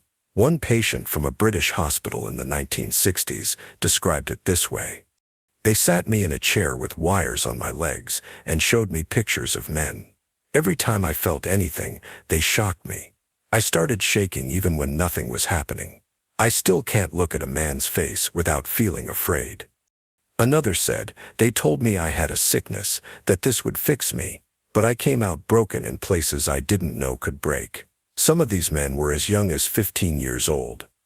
They weren't treated, they were tortured into associating their identity with pain. And when it didn't work, they were blamed for not trying hard enough. Why? It was justified. At the time, homosexuality was classified as a mental disorder by the American Psychiatric Association until 1973. So was gender nonconformity. So was deviant sexual arousal. So was pretty much anything that strayed from the norm. This gave doctors the green light to treat people who weren't ill, only different. It wasn't just sexual behavior. Aversion therapy was used to cure nail biting, alcoholism, fetishes, compulsive gambling, even political beliefs in some authoritarian regimes. But the most disturbing use was always in trying to erase identities. The psychological damage. Aversion therapy didn't just cause temporary pain, it implanted fear. many patients left with long-term sexual dysfunction, PTSD, severe depression, social isolation, suicidal thoughts. It didn't just kill desire, it killed trust in their bodies, in doctors, in the world. Some never recovered. They stopped dating, stopped touching others, stopped seeing themselves as lovable. They became ghosts in their own lives. When therapy becomes torture. Today, most psychological associations have condemned aversion therapy for sexuality. Some countries have banned it entirely, but in many places it still exists, rebranded. Conversion therapy camps, behavioral modification programs, faith-based rehabilitation. They don't always use shocks or drugs. Sometimes it's shame, or prayer, or isolation. But the idea is the same. Make the person hate their desire enough to want it gone. That's not therapy. That's self-destruction. Why it was forbidden? Because it exposed how easily psychology can become a tool of normalization, deciding which desires are allowed and which must be punished, because it used science to erase souls. Because behind the electrodes and nausea was a single haunting message: you are wrong to be who you are. And the worst part? It worked. Not by curing anyone, but by breaking them enough to be silent. Torture is when pain is used to extract obedience. In aversion therapy, pain was used to extract identity. And in the quiet clinical rooms where it happened, the only thing that screamed was the body, begging to be left alone. Psychological warfare via sound, voice of God weapons. Imagine walking alone at night, streetlights humming faintly above you, when suddenly a voice speaks from nowhere. It's clear, personal. It says your name. It tells you to stop walking. It tells you that you're being watched. You look around, but there's no one. The street is empty. The voice is inside your head. You haven't gone mad. You're experiencing a military-grade psychological weapon. This is not science fiction. This is real, documented technology used in psychological warfare. It's been called the voice of God, and it's one of the most disturbing uses of sound ever developed, not to destroy your body, but to infiltrate your mind. Let's explore how it works, how it's been used, and why its very existence reveals a terrifying frontier of psychological manipulation. The weaponized whisper: how it works. At the heart of Voice of God, weapons is a principle that sounds simple but is incredibly disturbing. Sound can bypass your ears. Normally, sound reaches us through airwaves. Vibrations enter your ear canal, hit the eardrum, and are processed by your brain. But with certain frequencies and delivery systems, it's possible to beam sound directly into your skull so that only you hear it. This is done using technologies like microwave auditory effect, ultrasound directional speakers, and laser-induced plasma audio. Let's focus on the most chilling one, the microwave auditory effect, sometimes called the Frey effect. In the 1960s, a neuroscientist named Alan Frey discovered that certain microwave frequencies could cause the brain to perceive sound, even when there was no audible noise. Subjects reported hearing clicking, buzzing, or even full words inside their heads. Not through their ears, but through their skulls. Microwaves create tiny rapid thermal expansions in brain tissue, which in turn produce pressure waves inside the head, essentially tricking the brain into hearing things. Think about that. You can be standing in a silent room and a voice can appear in your mind without any external source. It doesn't echo. It doesn't come from a direction. It's just there. Now imagine that voice giving you orders. Real-world use, the Gulf War and beyond. Reports of Voice of God, weapons first emerged during the First Gulf War in the early 1990s. Rumors circulated that the U.S. military had deployed experimental psychological weapons to influence Iraqi troops. The most extreme version of the rumor claims that American forces broadcast a voice claiming to be Allah directly into the heads of enemy soldiers. The story goes like this. Iraqi soldiers, hearing a powerful disembodied voice, were told to lay down their weapons and surrender. Some reports say entire units gave up without a fight, dropping their guns and falling to their knees. Whether this exact event happened remains unconfirmed, but multiple defense research agencies have since admitted to pursuing directed audio weapons designed for psychological influence. For example, the U.S. Navy funded projects to use ultrasound beams to deliver speech into the heads of individual targets, perfect for hostage negotiations, crowd dispersal, or psychological breakdowns. You could stand in a crowd, surrounded by thousands, and suddenly hear a voice only you can hear, accusing you, commanding you, terrifying you, and no one else would know. The psychological horror, hearing voices that no one else hears. From a psychological perspective, the implications are chilling. We often associate auditory hallucinations with mental illness, especially schizophrenia. People who hear voices are often disbelieved, dismissed, or institutionalized. But what happens when technology makes those hallucinations real? Suddenly, the line between sanity and manipulation disappears. These weapons don't just hurt your body, they weaponize your sense of reality. You begin to doubt your own perception. Imagine the psychological torment of hearing someone threaten you over and over, day and night, and having no way to prove it. It's gaslighting turned into a military tactic. Even worse, the psychological effect compounds over time. Studies on sensory confusion show that disrupting a person's perception for long enough can lead to full psychotic breaks. The brain cannot handle prolonged, unexplained auditory input, especially when it contradicts the physical environment. You hear a scream, but no one else reacts. You hear your name whispered in a crowd, but there's no one near you. You start to think you're losing your mind, but you're not. Someone is using sound as a weapon. The hidden uses, protests, interrogations, and non-lethal control. These technologies haven't been limited to war zones. In recent years, law enforcement agencies have deployed long-range acoustic devices, LRAs, highly focused sound cannons, against protesters. These aren't hallucination weapons. They're pain weapons. LRAs emit piercing sound at up to 150 decibels, enough to cause permanent hearing damage, nausea, and even unconsciousness. Used at Standing Rock, used during BLM protests, used around the world, and while LRADs are overt, the covert use of directed sound remains disturbingly underdocumented. Some investigative journalists and whistleblowers have claimed that CIA black sites experimented with inescapable sound loops played inside cells to disrupt sleep, memory, and cognition. Imagine trying to sleep while a whisper repeats your greatest fear for hours, days, weeks. No bruises, no blood, just broken minds. Why this chapter is forbidden. This isn't just about technology, it's about control. The idea that someone could enter your mind, without your consent, without leaving a trace, is the ultimate violation of autonomy. And that's why this topic remains on the edge of silence. Governments don't want it talked about. Victims who report it are labeled paranoid. Whistleblowers are buried in technical jargon or legal threats. But the question remains, if we have the power to project voices into a person's mind, who gets to decide what they hear? And what happens when that power is used, not on enemies, but on civilians? The most terrifying part is not that these weapons exist. It's that you could hear a voice right now and never know who put it there. And if you told anyone, would they believe you? That's the genius of psychological warfare through sound.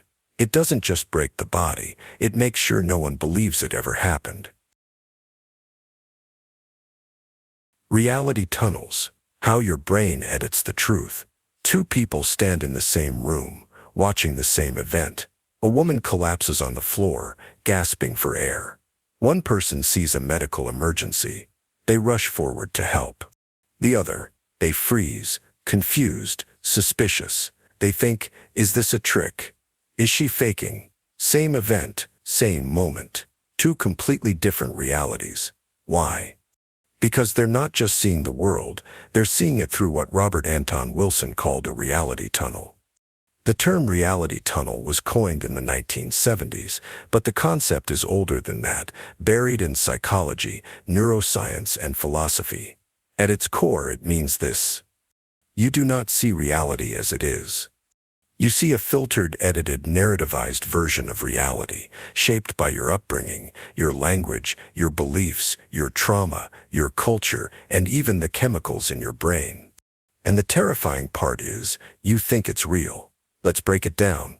Every second, your brain receives over 11 million bits of information.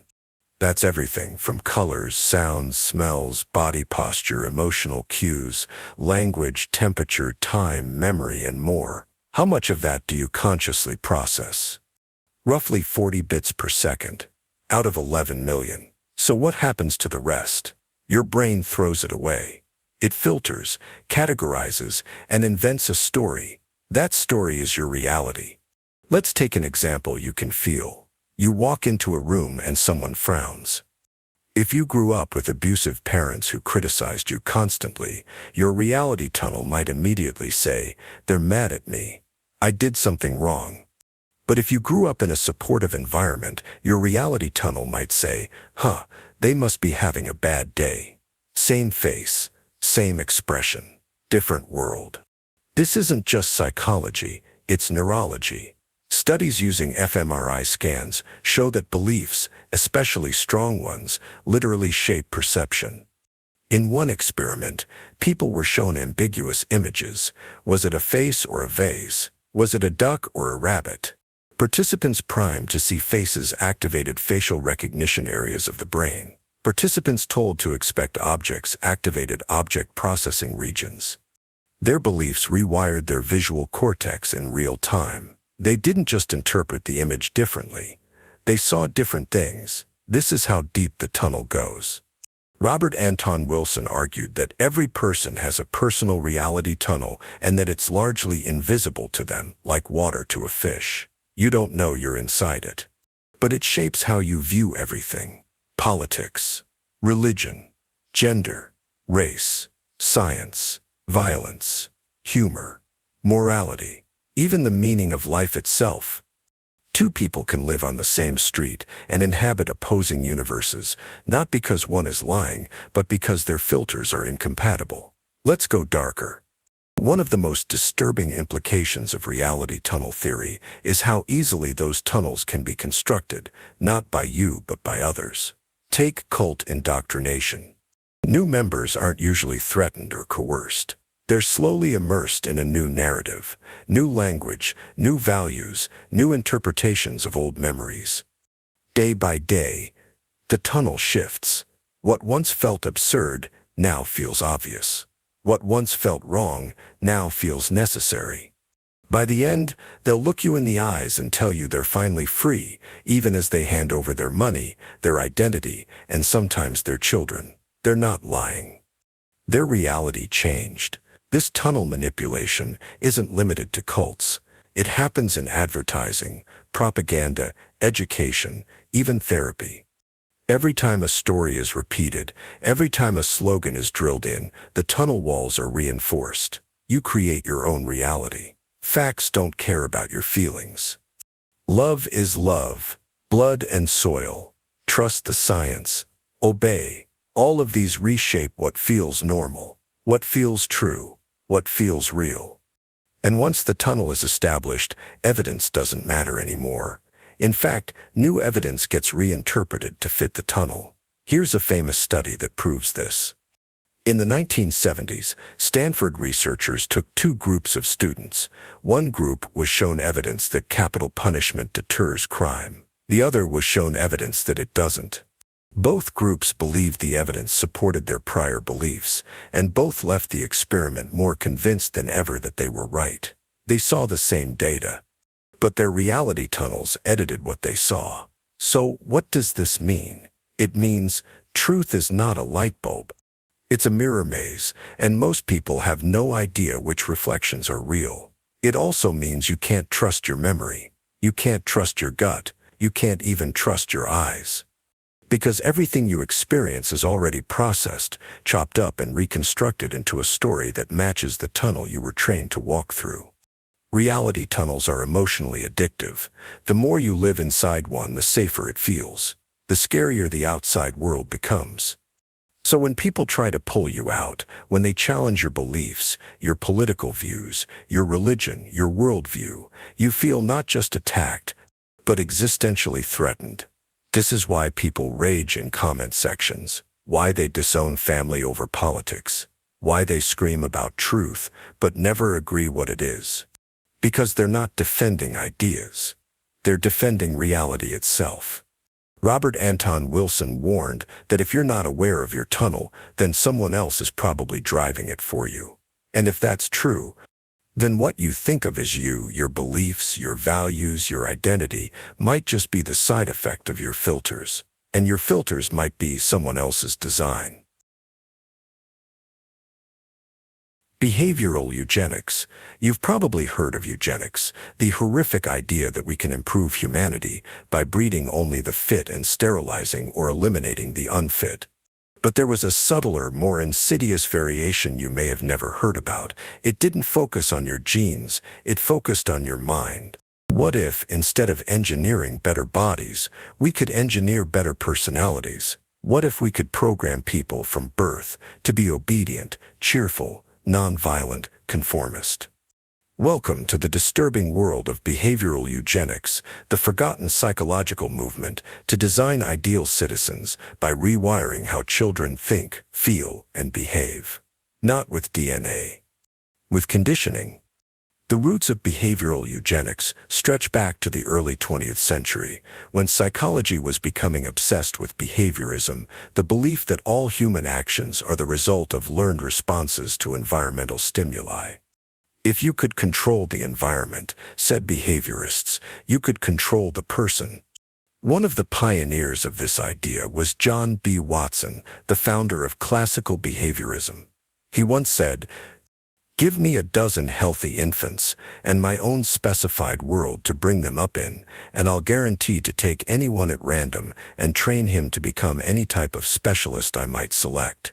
Doctor, lawyer, artist, merchant chief, and yes, even beggarman and thief." It wasn't just a metaphor. He meant it. The little Albert experiment. You might remember this one as we already explored it in Chapter 1 when we talked about the blank slate lie. But here's why it matters again. In 1920, Watson and his colleague Rosalie Rayner took a 9-month-old baby, known as Albert B. They wanted to prove that even deep emotional reactions like fear weren't innate, but programmable. So they gave Albert a white rat to play with. At first he loved it, no fear at all. But then, every time Albert touched the rat, they struck a steel bar behind his head, a loud, terrifying sound. After just a few repetitions, Albert began crying and crawling away at the sight of the rat alone. But it didn't stop there. Soon he was terrified of anything white and fuzzy, rabbits, dogs, even Santa Claus beards. They had successfully implanted a phobia in an infant. They had engineered fear. Now imagine that principle applied to an entire society. That's exactly what happened in the decades that followed, especially in orphanages, mental institutions, and child-rearing philosophies. The idea was simple and terrifying. If you could condition fear, you could also condition obedience. If you could create a phobia, you could just as easily create a preference, a love for rules, a joy in serving, a distrust of deviance. The goal wasn't better mental health. It was behavioral conformity. Children deemed difficult were subjected to reward-punishment regimens, shock therapy, social isolation, or deprivation of affection, all to rewire their personalities into what society wanted. Quiet, friendly, submissive, reliable, predictable. But it didn't stop with children. In the mid-20th century, psychologist B.F. Skinner proposed an even more chilling idea. He designed an entire behavioral utopia, a society based on strict positive reinforcement, where all actions were guided by rewards and social conditioning. No free will, no moral decisions, just stimulus and response. He called it Walden II, a fictional but detailed society where people were taught from infancy to love order, harmony, and discipline, all through conditioning, not coercion. You were taught to feel good when you obeyed, and discomfort when you didn't. And here's the twist. Skinner believed this would make people happier. No confusion, no guilt, just programmed contentment. These ideas weren't confined to fiction. In post-war America, personality development became a national obsession. School curriculums were restructured not just to teach facts, but to shape character.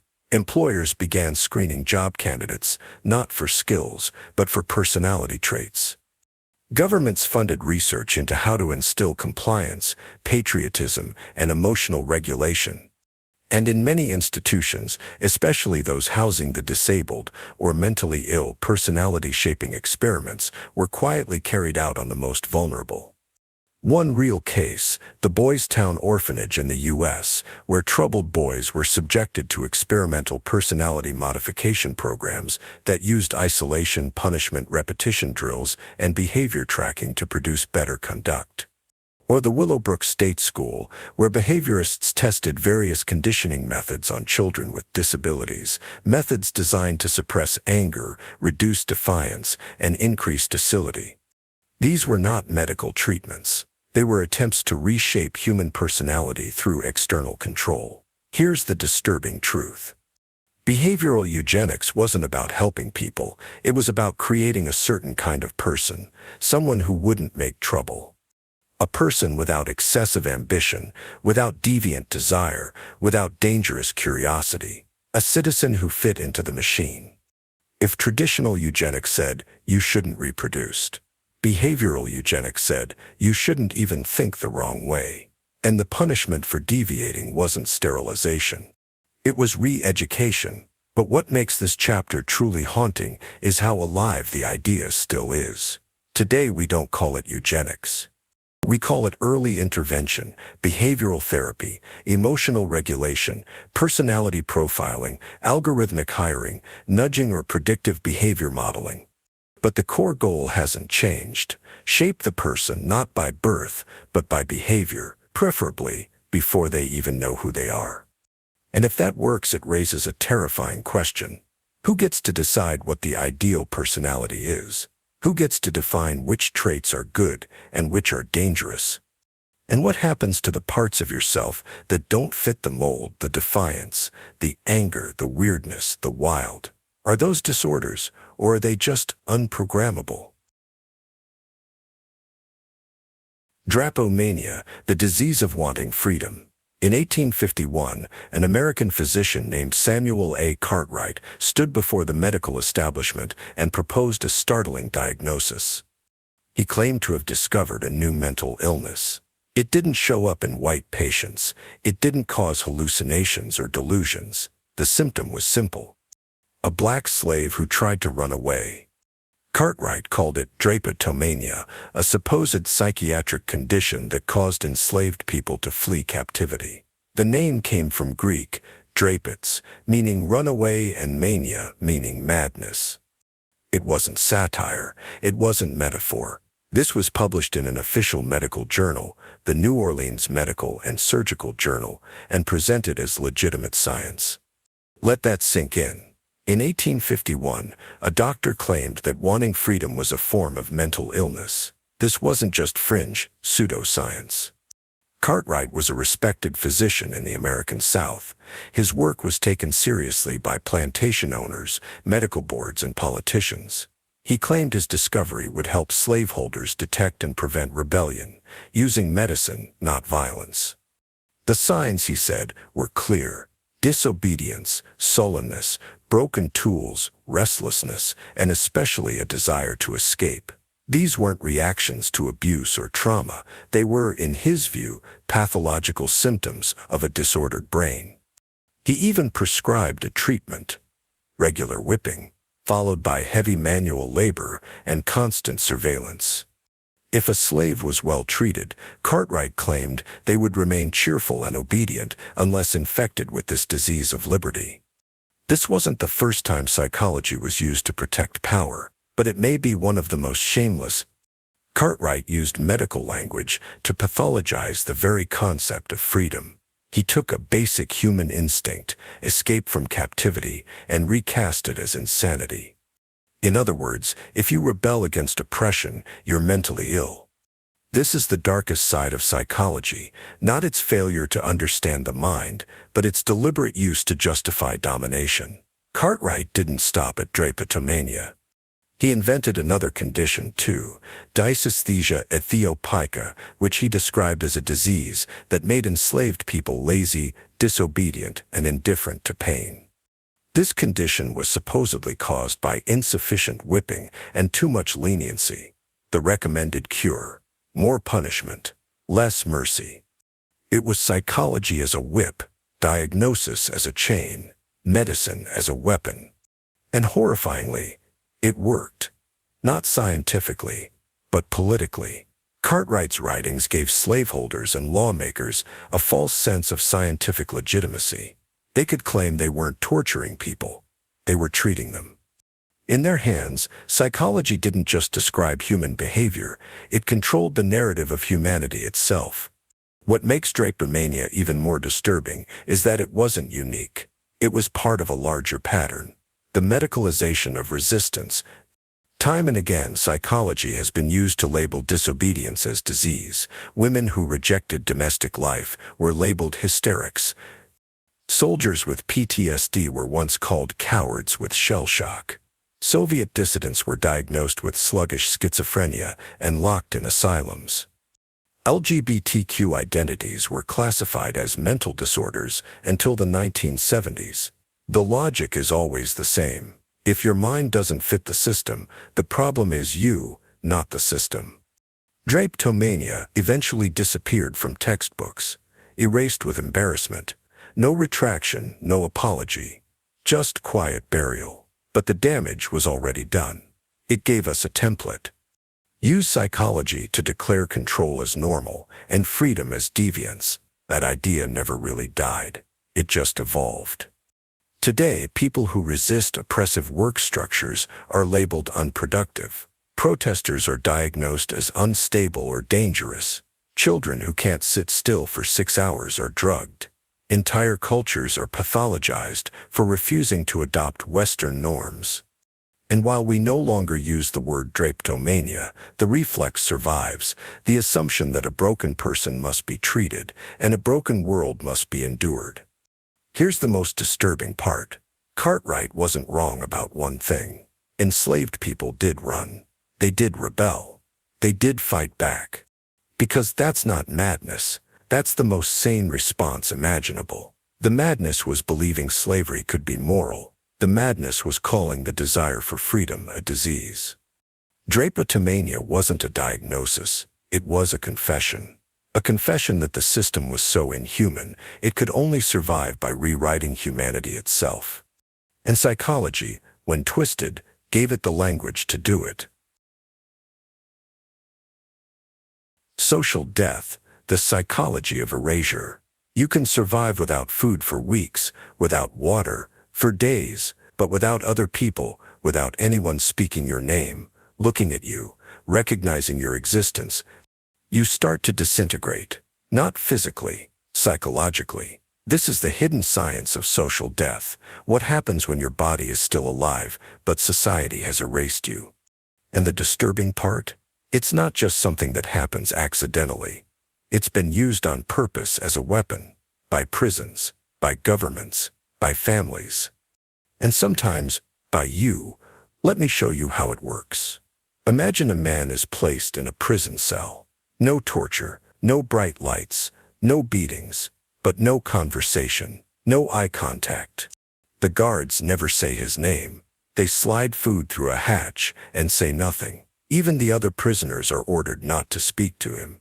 He's alive. But within weeks, he begins to hallucinate. He paces, talks to walls, weeps, he forgets what his own voice sounds like. He begins to wonder, do I even exist anymore? This isn't fiction. It's how many political prisoners were treated in South Africa under apartheid. It's how inmates in solitary confinement in U.S. supermax prisons are broken. It's what psychologists now call social death, a state where a person is physically present but psychologically erased. And here's the thing. You don't have to kill a person to destroy them. You just have to convince them they no longer matter. Sociologist Orlando Patterson coined the term social death to describe slavery not just as forced labor, but as the total erasure of personhood. A slave was not a citizen. They had no recognized family, no legal right to marry, no last name of their own, no history worth recording. Their story began and ended with who owned them. They were alive, but invisible.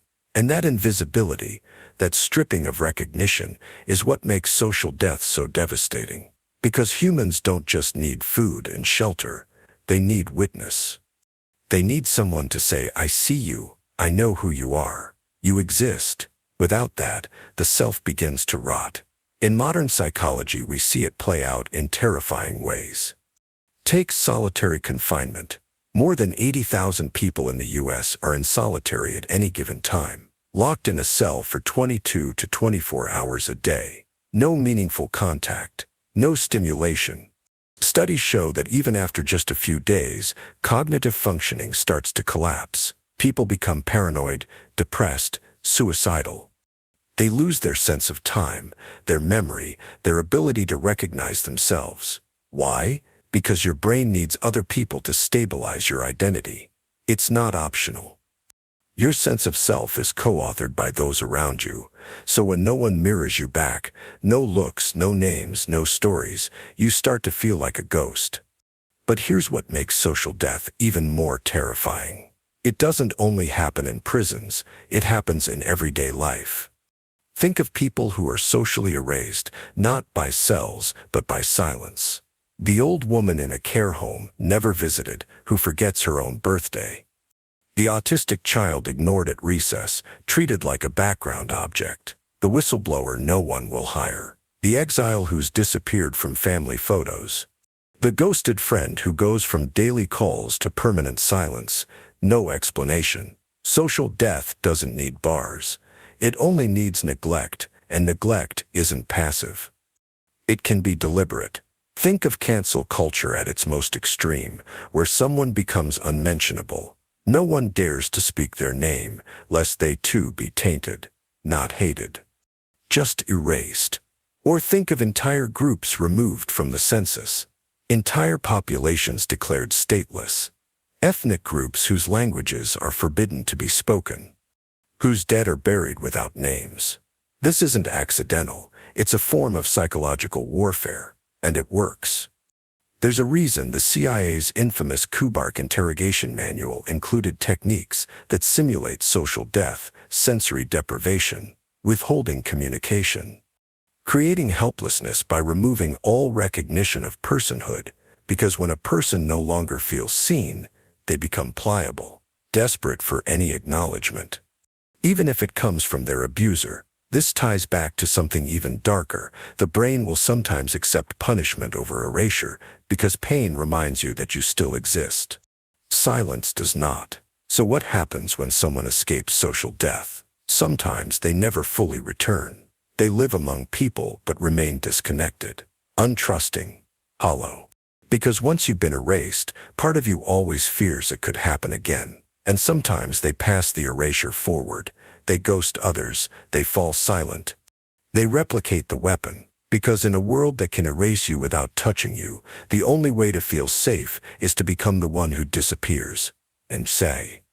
This is why social death is more terrifying than physical death, because it keeps the body breathing, but it erases the person.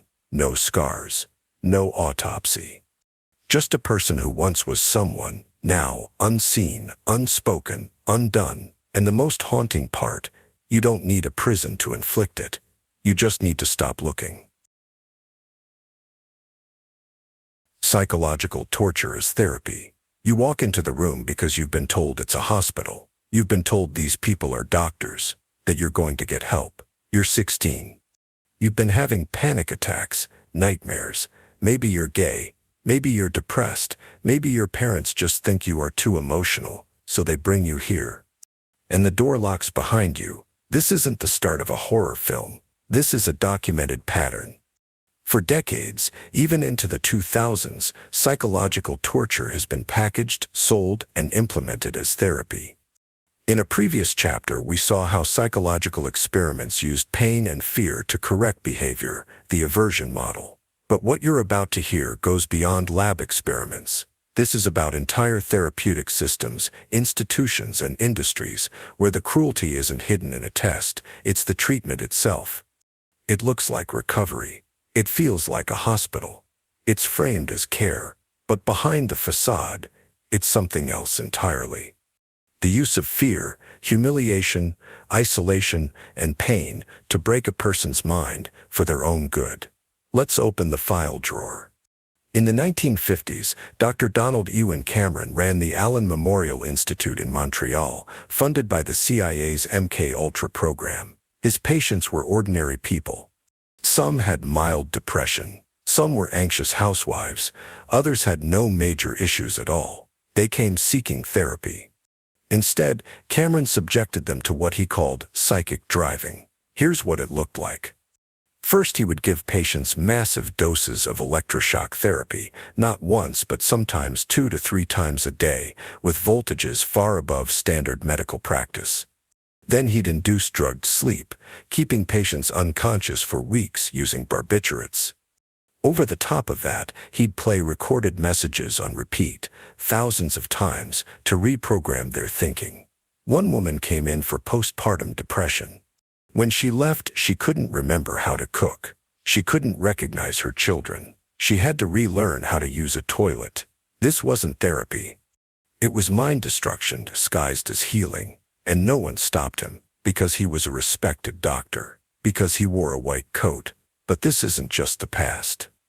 Into the late 20th century and beyond, conversion therapy was practiced across the United States, Canada, the UK, and many other countries. It was aimed at turning gay or trans people normal, and it often involved techniques like induced nausea and vomiting while viewing same-sex imagery, electric shocks delivered to the hands or genitals, isolation therapy, cutting off individuals from all outside contact. For minors, being forced to read religious texts aloud while being screamed at about damnation. All of it done under the word therapy. All of it billed as care. And it's not just sexuality. Children labeled difficult, oppositional, or mentally ill were, and sometimes still are, sent to facilities where the therapeutic model is compliance through suffering. Look at the troubled teen industry, a sprawling network of wilderness camps and behavioral correction facilities. These are places with names like academy, ranch, or residential treatment center.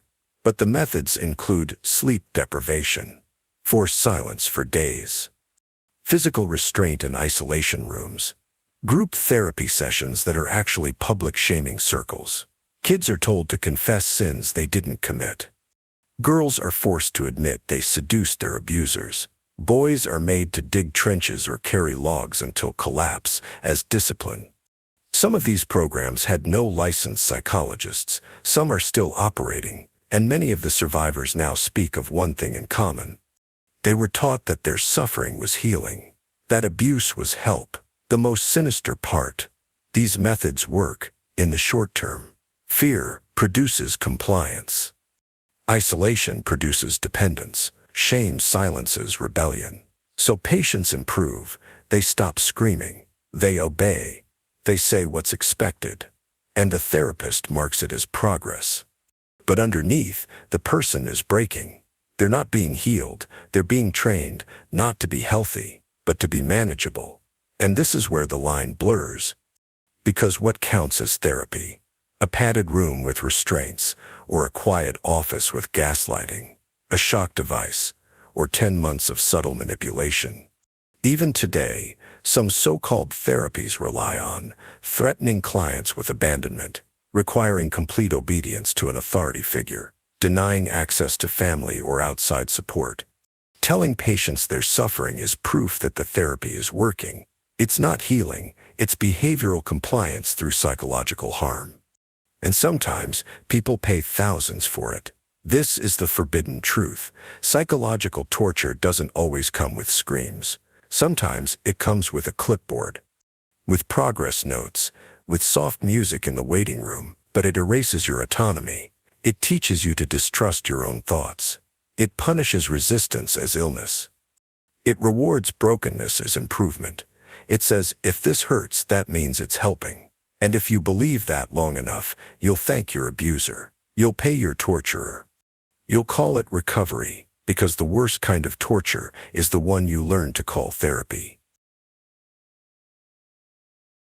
The Tuskegee syphilis study.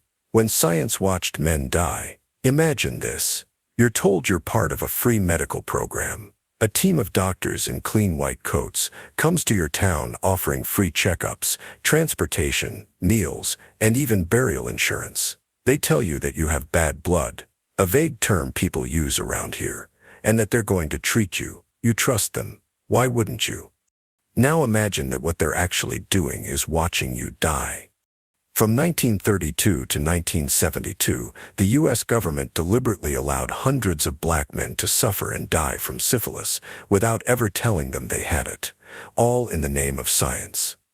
It's known today as the Tuskegee syphilis study, one of the most horrific and unethical psychological experiments in American history. And the most terrifying part, it wasn't hidden. It was conducted openly by public health officials, and it lasted 40 years. Let's break down what actually happened and why it matters more than ever. The setup, a study, disguised as care. In 1932, the U.S. Public Health Service partnered with the Tuskegee Institute to study how untreated syphilis progressed in the human body. Syphilis, a bacterial infection typically transmitted through sexual contact, was already a well-known disease. By the early 20th century, effective treatments like arsenic compounds and later penicillin were available. So why study untreated syphilis? Because they wanted to see what happened to the human body when you just let the disease take its course, particularly in African American men who were wrongly believed to have different disease progression due to racist pseudoscience. Enter 600 participants. 399 black men had syphilis, 2,000 did not, and served as a control group.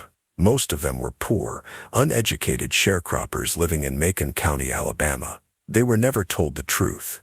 They were never asked to consent. They were told they had bad blood, a catch-all term used at the time to describe various ailments like anemia, fatigue, or infections. These men were promised free medical care, food, transportation, and burial insurance. But the one thing they were denied was treatment. Even when penicillin became the standard and widely available cure for syphilis in the 1940s, the researchers deliberately withheld it. Why? Because curing the men would ruin the study. The study, watching human decay. Here's how the experiment worked in practice.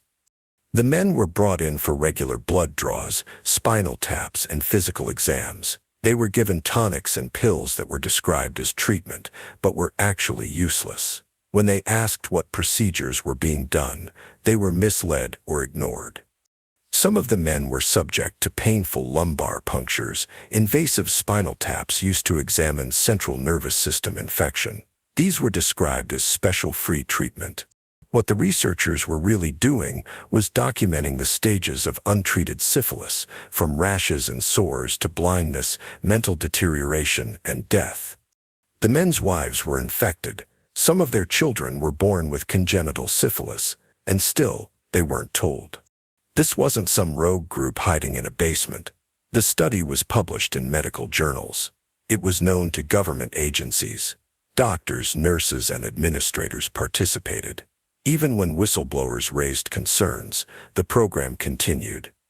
In one case, a local public health officer tried to treat the men with penicillin during a venereal disease campaign.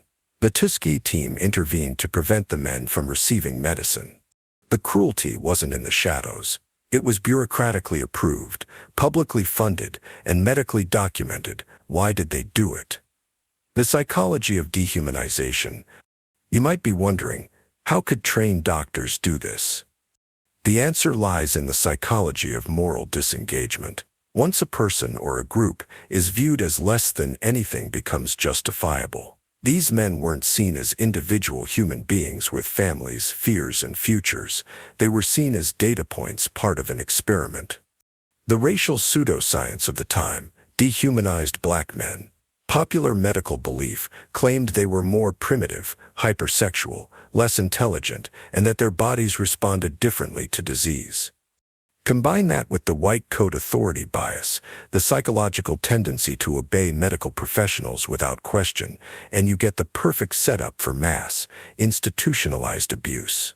This wasn't just a medical failure, it was a psychological experiment in how far people will go when belief systems strip others of humanity.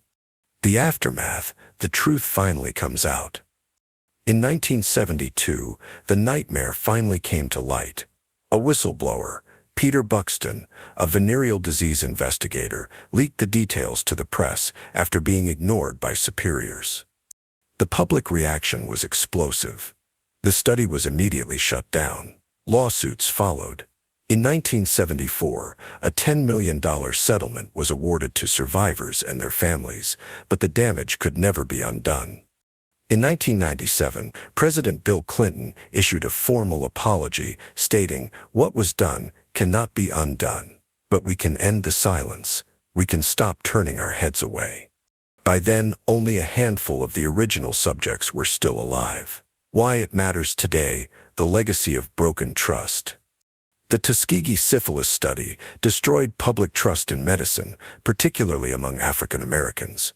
And that legacy still affects health behavior today. Vaccine hesitancy, medical mistrust, reluctance to participate in clinical trials. These aren't irrational fears, they're inherited scars. When people talk about informed consent or medical ethics, it's not just academic jargon, it's a shield built from the bones of real people who were used, lied to, and discarded. This wasn't ancient history. The study ran until 1972, the same year Pong was released, and Watergate was happening. It's within living memory.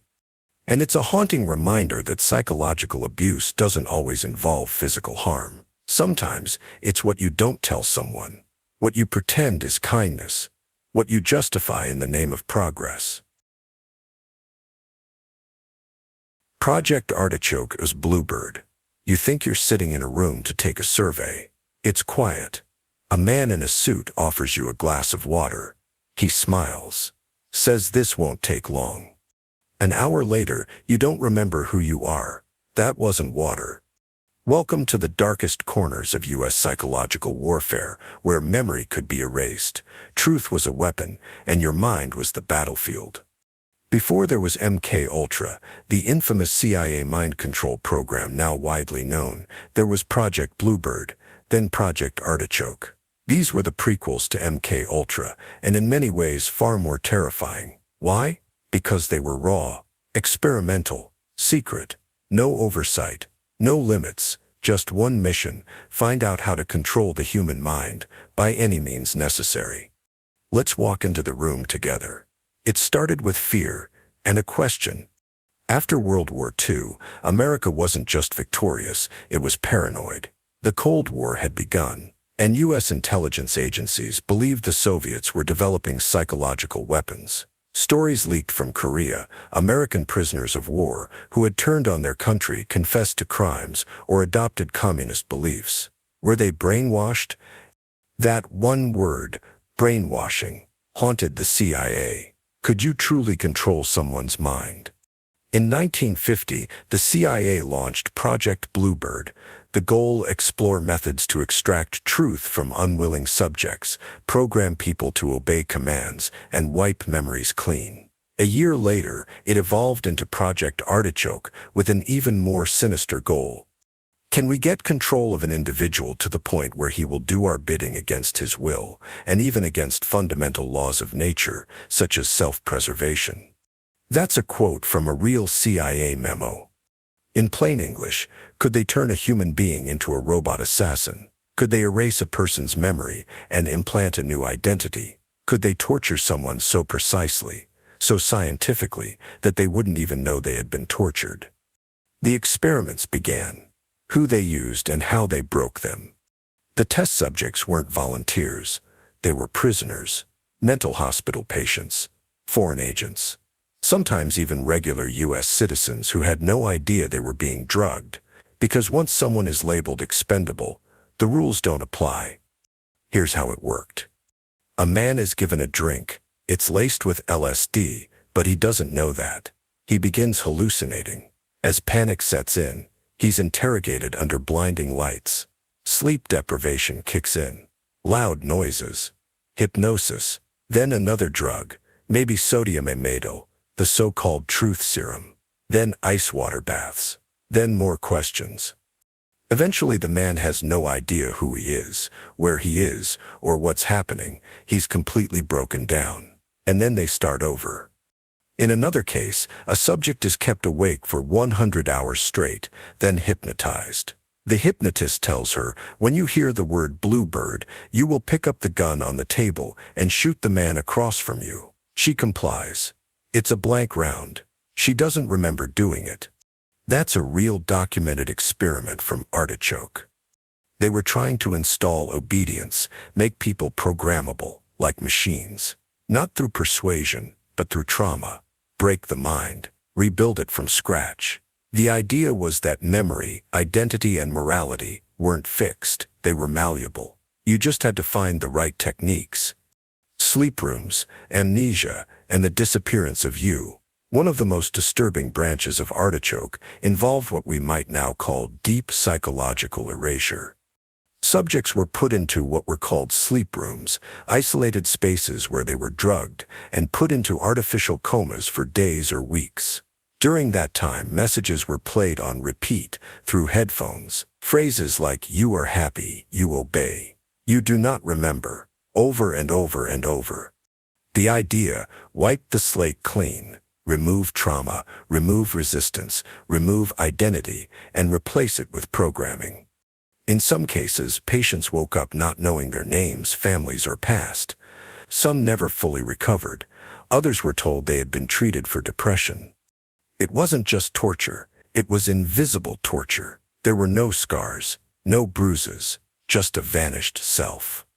This wasn't fringe science fiction. This was your government, the CIA, operating under secret authority, fully aware that what they were doing was illegal, immoral, and inhumane. The psychological logic, why they thought it would work. The core belief driving Artichoke was a brutal one, that the human mind is a machine. If you apply enough pressure to the right circuits, you can reroute thoughts, overwrite behavior, and install commands like software. They pulled from behaviorism, hypnosis theory, Freudian trauma models, even occult experimentation. The idea was, if trauma creates identity, then maybe trauma can erase and reprogram it too. This leads to perhaps the most horrifying conclusion of all. They didn't do these things because they were sure they would work. They did them because they didn't know if they would work. They were experimenting on human beings the way one might test a new chemical compound on rats.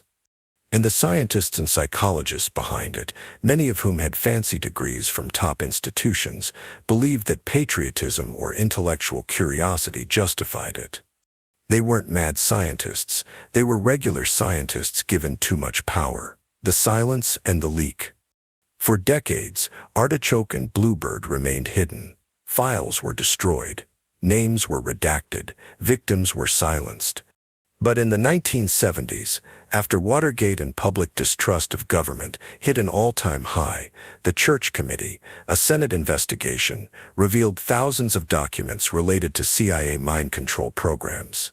The public learned about MKUltra, but only bits and pieces of Artichoke and Bluebird made it out.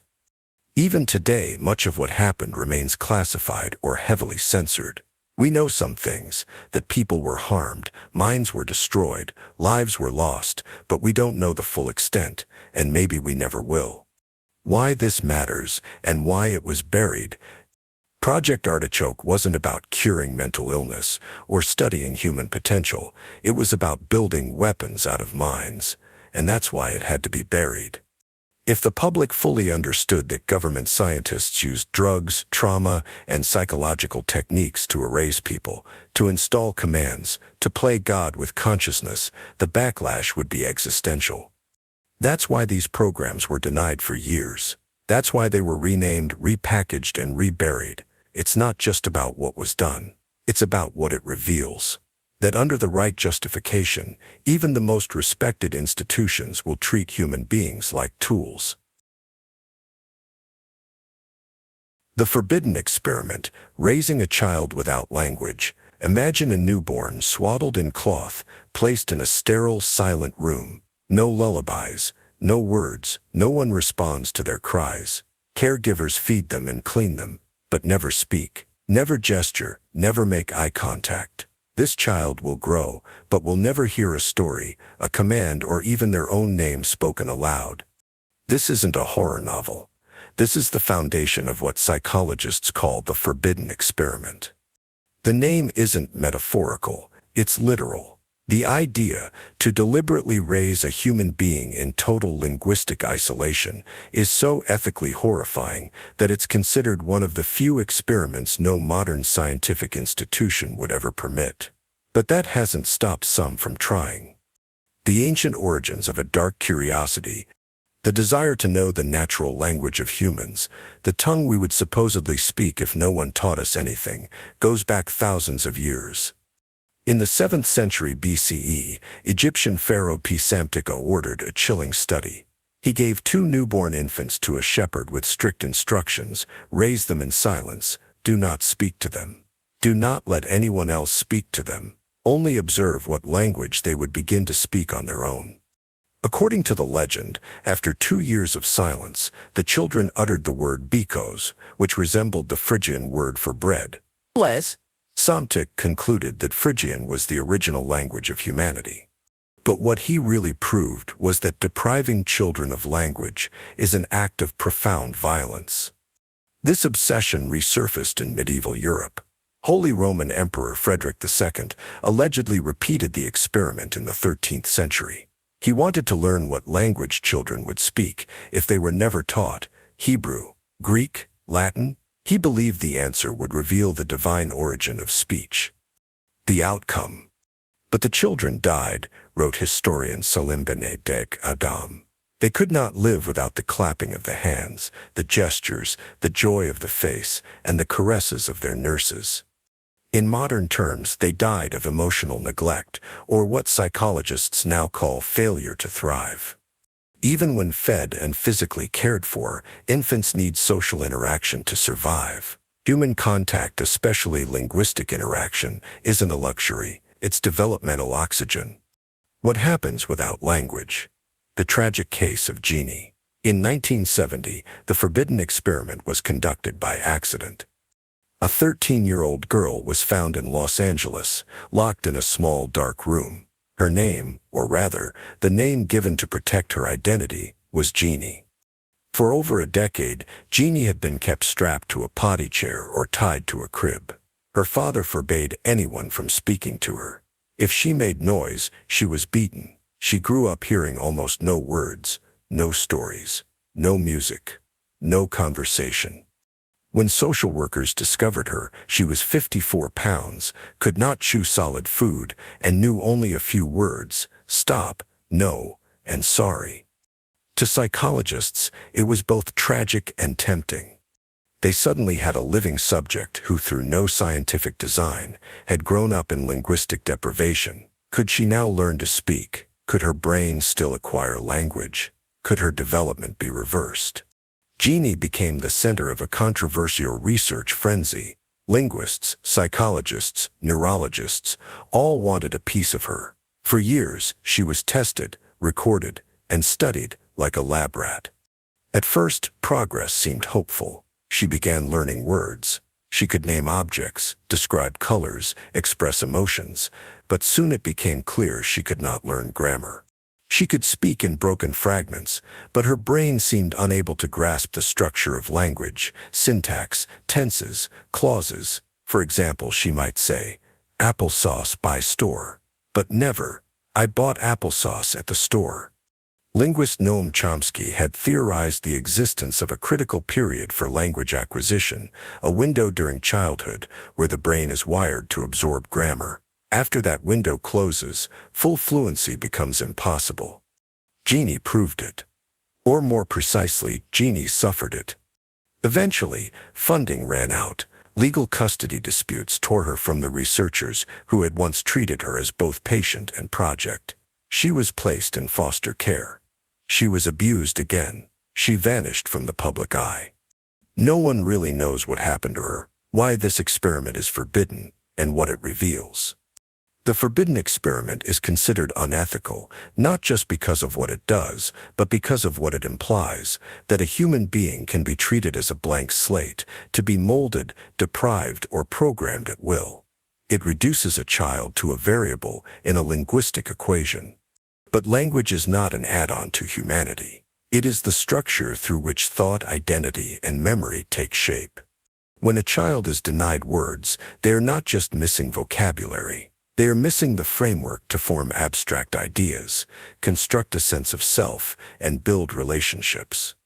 Without language, there is no I, no past tense, no future plans, no ability to reflect, question, or even say, "I love you." That's why the experiment is forbidden.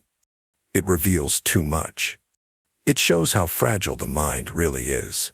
That we are born not with thought, but with the potential for thought, and that potential can be starved, stunted, stolen. And the darker implication, some still whisper the question behind closed doors, what if a child raised without language could speak something older, something universal? Some imagine a return to Eden, or a primal language of the soul. Others, more cynically, wonder if such children could be molded into perfect vessels, free of ideological baggage. That's the deeper reason this line of research is banned, not just because of what happens to the child, but because of what happens to the adults willing to do it. When you look into a child's eyes and see only an opportunity for discovery, you have already crossed the line between science and sadism. And so, this experiment remains what it is. Forbidden, not because it teaches nothing, but because it teaches too much. And no one should learn at that cost. Hysteria and the medical silencing of women. Imagine this. You're a woman in the 1800s. You're tired all the time. You cry easily. You can't sleep. Sometimes you feel overwhelmed. Other times you just go numb. You try to explain it to your husband, your doctor, your priest, but no one listens. Instead, they nod politely and write one word on your chart, hysteria, and just like that, your pain is no longer real. It's a performance, a flaw, a failure of femininity. You could be committed to an asylum, given ice baths, electric shocks, genital massages, or even surgery. Not because you're mad, but because you're too difficult, too loud, too sad, too alive. This was the diagnosis that lasted 2,000 years. And for most of history, it was used to control women who refused to suffer quietly. The word that wouldn't die. The term hysteria comes from the Greek word hystera, meaning uterus. Early physicians believed that mental distress in women was caused by a wandering womb, a uterus that floated around the body, colliding with organs and causing irrational thoughts, sexual desire, or seizures. That wasn't folklore. That was medicine. In ancient Greece, women were prescribed marriage and pregnancy as cures. In Rome, they were fed foul-smelling herbs to drive the womb back into place. In the Middle Ages, hysteria was linked to demonic possession. Women who spoke out, who cried too much, or who claimed to see visions could be tortured or burned at the stake. The message was always the same. A woman in distress is either sick, sinful, or hysterical. But it was in the 19th century that hysteria truly became a psychological weapon. Enter Freud. Sigmund Freud, the father of psychoanalysis, famously treated hysterical women in Vienna.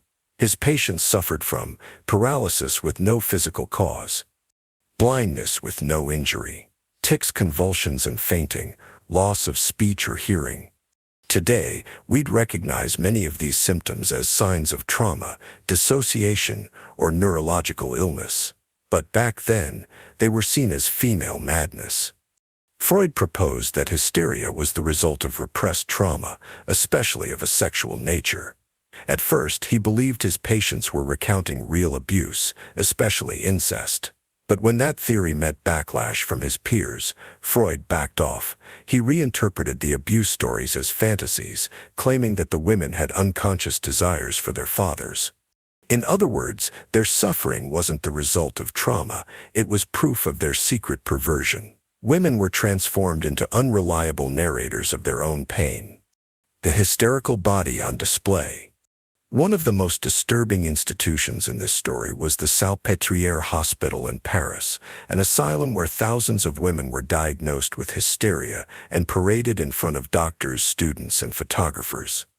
They were poor, often abused. Some were epileptic, others had survived war, prostitution, or rape. The hospital treated them not with compassion, but with spectacle. Dr. Jean-Martin Charcot, a neurologist, used hypnosis to provoke seizures in these women, claiming they had hysterical fits. They were photographed in agony, arching their backs, writhing, moaning, their bodies documented like insects under glass. These photos were published in medical journals and used as proof that hysteria was a real disease. But no one asked what had happened to these women before they arrived. No one asked why they screamed. They were displayed, diagnosed, and silenced again and again. The cures that maimed, over the centuries, treatment for hysteria included vaginal leeches, bloodletting, uterine massage, clitoridectomy, the surgical removal of the clitoris, hysterectomy, removing the uterus to cure nervous disorders, forced institutionalization, often at the request of husbands or fathers. Some women were confined for life, others were released only when their behavior became appropriate, docile, obedient, silent. In Victorian England, doctors sometimes performed manual pelvic massages, inducing orgasm in patients, then calling it therapy. This led to the invention of the vibrator, a medical device created not for pleasure, but to treat hysteria, without exhausting the doctor's hands. The line between treatment and abuse was erased. Pleasure became pathology, emotion became evidence of disease. Why it was so effective? Hysteria was a diagnosis of exclusion. If a woman didn't fit into the mold, wife, mother, servant, she was labeled defective. If she was angry, she was hysterical. If she was independent, hysterical. If she was too sexual, or not sexual enough, or too quiet, or too opinionated, hysterical. And if she had survived real trauma, that just proved the disease had taken hold. Hysteria was psychology's way of saying, we don't believe you, but we're going to treat you anyway. The collapse of hysteria. By the mid-20th century, the term hysteria began to fade. Neurologists realized many symptoms were physical. Psychologists began recognizing PTSD, conversion disorders, borderline personality and depression, new labels, with varying degrees of understanding. The feminist movement exposed how psychiatry had been used to control women. Books like The Second Sex and The Yellow Wallpaper revealed the trauma behind the mask of madness. In 1980, the American Psychiatric Association officially removed hysteria as a diagnosis, but the legacy lived on. The modern echoes. Today, women are still more likely to be diagnosed with anxiety, prescribed sedatives, disbelieved about pain, told they're too emotional, or overreacting. Chronic illnesses like fibromyalgia, endometriosis, and autoimmune disorders are often dismissed for years as psychosomatic. Black and indigenous women are especially at risk, often treated as liars, drug seekers, or irrational, and trauma, still misunderstood, still minimized, still pathologized as disorder instead of response to a disordered world. What it all meant, hysteria was never about the uterus. It was about power, a way to medicalize defiance, to turn survival into symptom. To take the sound of a woman screaming and say, there's something wrong with you, not with what happened to you. It taught generations of women that suffering was madness, and madness was theirs alone to carry. And it gave psychology a tool more effective than chains. A diagnosis that made resistance look like disease. The pit of despair. In the center of a quiet laboratory, surrounded by bright white walls and the gentle hum of machinery, sat a steel box. It had no windows, no toys, no sound, no light, except from a single overhead bulb that barely reached inside. At the bottom of the box was a small wire floor and nothing else. Inside that box, alone, sat a baby monkey. He wasn't sick. He hadn't done anything wrong. He had simply been born into a psychology experiment. He was placed in the box within days of birth, and then they left him there. Not for a few minutes, not for an hour, but for days, weeks, months. He couldn't see anyone. He couldn't touch anyone. He couldn't escape. He just sat there rocking back and forth, crying into the void, slowly breaking. The scientist who designed this called it the pit of despair, and he believed it would show us something essential about love by removing it. The man behind the pit. His name was Harry Harlow, and he was one of the most famous and controversial psychologists of the 20th century. Harlow worked with rhesus monkeys in the 1950s and 1960s at the University of Wisconsin-Madison. At first his research was simple, studying learning and cognition in animals. But over time, he became fascinated by a deeper question. What is love? Not romance, not sex, but the bond between a mother and child. At the time, behaviorist psychology believed that affection was secondary, that babies loved their mothers because they provided food, not because of touch, emotion, or comfort. Harlow didn't believe that, and he set out to prove them wrong with experiments that would disturb even his own colleagues. The surrogate mother experiment. Before the pit of despair, Harlow began with something called the wire mother experiment. Here's how it worked. Newborn monkeys were taken from their mothers at birth. They were placed in cages with two artificial mothers. One was made of wire and metal, but had a bottle that fed milk. The other was covered in soft cloth, but gave no food at all. From a behaviorist perspective, the monkey should prefer the wire mother. After all, it gave food. But what Harlow found was the opposite. The baby monkeys clung to the cloth mother for hours. Even when hungry, they'd only go to the wire one briefly, then return to the soft figure. They needed touch more than food. They needed comfort, not just survival. It was a landmark discovery. But Harlow wasn't satisfied with showing how love was formed. He wanted to see what happened when it was taken away. The real nightmare. Isolation chambers. He built what he described, in his own words, as the pit of despair. A vertical metal box, shaped like an inverted pyramid. Sloped walls, so the monkey couldn't climb out. A mirror placed overhead, so the researcher could observe from above. No other monkeys. No stimulation. No interaction. Just pure, total isolation. Harlow placed infant monkeys in the pit for 30 days, 60 days, even up to a full year. What happened to them was worse than anyone expected. The psychological collapse. Within a few days, the monkeys stopped moving. They curled into the corners, clutching themselves. They refused to eat. They didn't play, didn't vocalize, didn't react to sound or touch. They just stared blankly. The longer they were kept inside, the more irreversible the damage became. When removed from the pit, some refused to socialize with other monkeys. Some injured themselves, biting or tearing at their own limbs.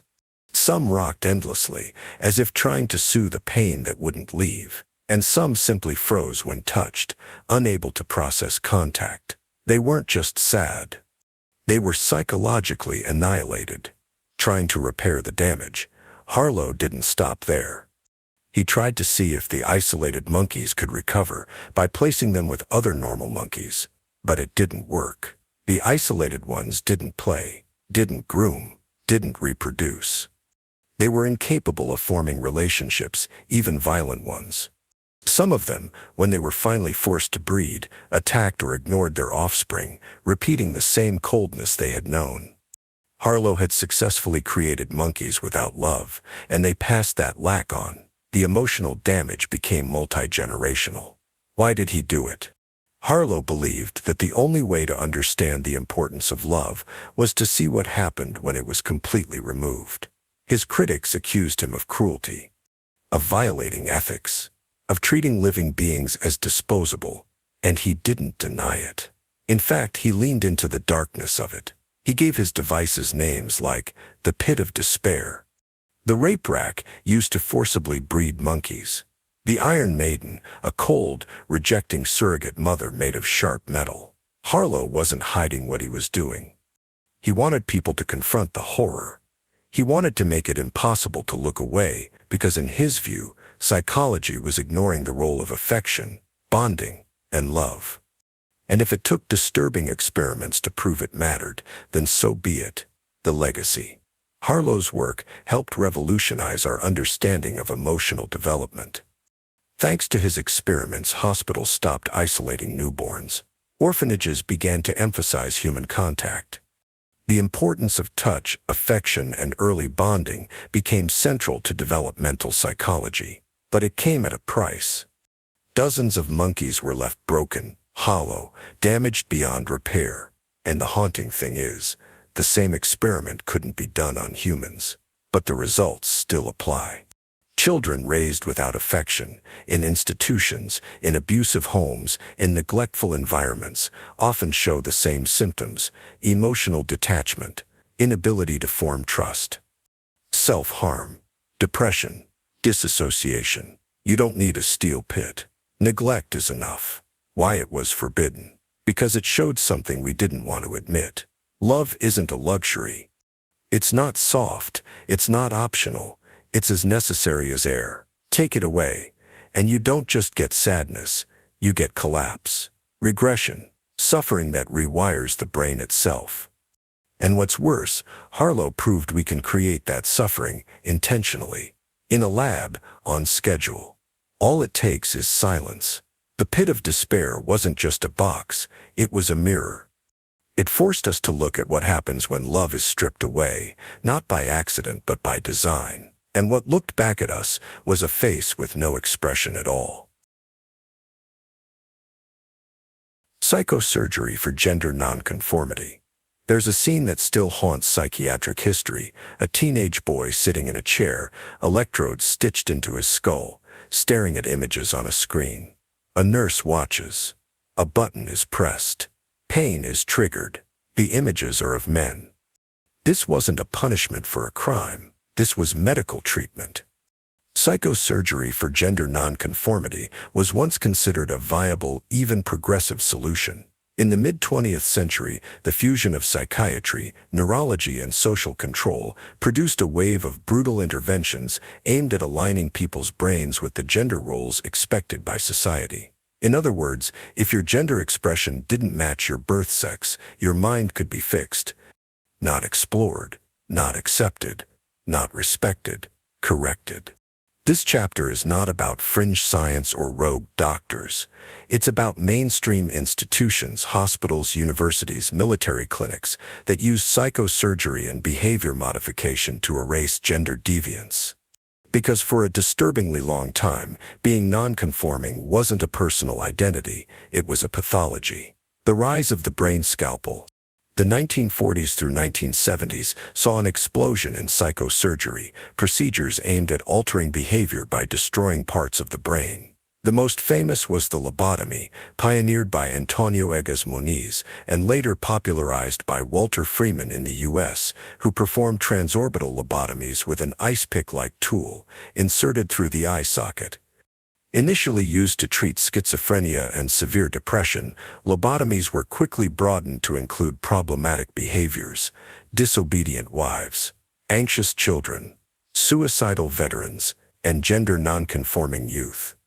In clinical reports, you'll find cases like a 17-year-old assigned male at birth, identifying as female, brought to a psychiatric hospital for deviant behavior. After multiple failed behavioral interventions, he was lobotomized. The official goal: reduce sexual desire for men. His outcome was described as less effeminate and calmer. He also became withdrawn, confused, and emotionally blunted. The hospital called this a success. Another case involved a 20-year-old lesbian woman who refused to dress or act in a feminine way. Her parents, concerned, committed her for psychiatric evaluation. Doctors diagnosed her with pathological masculinity. She received electroconvulsive therapy, followed by psychosurgical intervention. She reportedly lost her interest in women and in most other things. The medical records read like moral reports. Patient now shows appropriate dress and affect, reduced interest in homosexual themes, appears subdued and compliant. They weren't just trying to change behavior, they were trying to erase identity. When gender was a disease, at the time, homosexuality and gender variance were listed in the Diagnostic and Statistical Manual of Mental Disorders, DSM, as psychiatric illnesses. The first edition, DSM-I 1952, described sexual deviation as a sociopathic personality disturbance. By DSM-II, 1968, homosexuality was labeled as a standalone disorder. The prevailing idea was that gender and sexuality could be forcibly corrected through reinforcement, medication, punishment, or surgery. In the 1970s, some clinicians proposed even earlier interventions. Why wait for adolescence? What if you could spot the problem earlier in childhood? This led to disturbing experimental protocols where boys who exhibited what psychologists labeled cross-gender behavior, playing with dolls, wearing dresses, showing preference for girls' activities, were subjected to aggressive behavior modification. They were shamed, isolated, or even drugged. Some were later offered surgical solutions. These were children. One program in the United States, publicly funded and conducted under the banner of medical research, paired behavioral therapy with pharmacological castration. In several cases, when behavior failed to conform, psychosurgery was proposed as a last resort. None of this was theoretical. It happened. And in many places, it was celebrated. Institutional endorsement, medical collusion. This wasn't the work of mad scientists in basements. It was approved by ethics boards, funded by governments, and published in prestigious journals. One 1972 report from a military hospital in Canada described using stereotactic surgery targeted brain lesioning to reduce same-sex attraction in conscripted soldiers.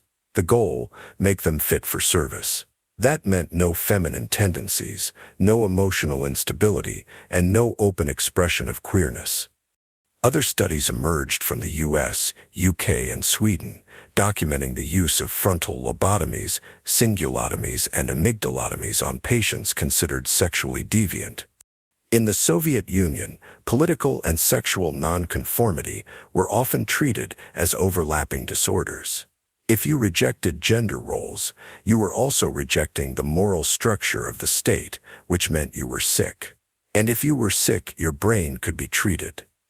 Surgery as social discipline. The physical consequences were horrifying: memory loss, incontinence, seizures, emotional flattening, speech impairment. But the psychological damage was deeper. Most survivors became quiet. Some became catatonic. Many were institutionalized for the rest of their lives. A few committed suicide, but the records focus not on that but on compliance. The same pattern appears over and over. Someone deviates from gender norms, is labeled pathological, and goes. They weren't healed, they were broken to fit. What makes this theory forbidden? Today, psychosurgery for gender nonconformity is considered a human rights violation. It is condemned by most international medical bodies, including the World Health Organization and the American Psychiatric Association. But disturbingly, many of the practitioners who conducted these procedures were never punished. Some were promoted. Others simply retired. Their records, buried in medical libraries, are rarely cited today. Why? Because acknowledging them forces medicine to confront its complicity in enforcing conformity. It reveals how easily science can become a tool of oppression, not because of what it discovers, but because of who decides what counts as disorder. These procedures weren't based on hard biology. They were based on moral panic, and they were justified with the same phrase again and again, for the patient's own good. Even when the patient never consented. Even when they were a child. Even when they never spoke again. The present echoes. Psychosurgery for gender nonconformity is banned in most of the world. But conversion therapy still exists. And in some countries, laws are being passed that classify gender variance as a psychological disorder again. The language has changed. The tools have changed. But the ideology, still here, still dressed as medicine, still pretending to help, still trying to erase difference, not through understanding, but through force. The brain is no longer the battlefield. The narrative is, and in this new war the scars are harder to see. Refrigerator mothers, the theory that blamed women for autism. In the 1950s, a cold breeze passed through American psychiatry. It didn't come from data. It didn't come from biology. It came from theory, elegant, brutal, and devastatingly wrong. And it destroyed families. This is the story of the refrigerator mother hypothesis, a psychological theory that blamed autism on mothers who were deemed too distant, too intellectual, too cold. A theory that told grieving parents their child was emotionally damaged because of them. For decades, this idea held sway. It shaped how autism was treated, studied, and misunderstood. And while it's been formally discredited, its ghost still haunts how society talks about parenting, mental health, and difference. This isn't just a bad idea. It's a forbidden one, not because it's hard to understand, but because it's too easy to believe. The birth of a blame theory. In 1943, child psychiatrist Leo Kanner published a paper describing a new condition, infantile autism. He observed 11 children who displayed profound difficulties with social interaction, language, and repetitive behaviors. Importantly, Kanner noted that many of these children came from highly educated families, often with successful, intellectual parents. He also wrote, without much evidence, that the parents were unusually cold and detached. That line planted a seed, and another psychiatrist, Bruno Bettelheim, would water it until it grew into one of the most damaging ideas in 20th century psychology. Bettelheim wasn't a developmental specialist. He was a charismatic writer, Holocaust survivor, and self-styled Freudian who ran the orthogenic school for emotionally disturbed children in Chicago.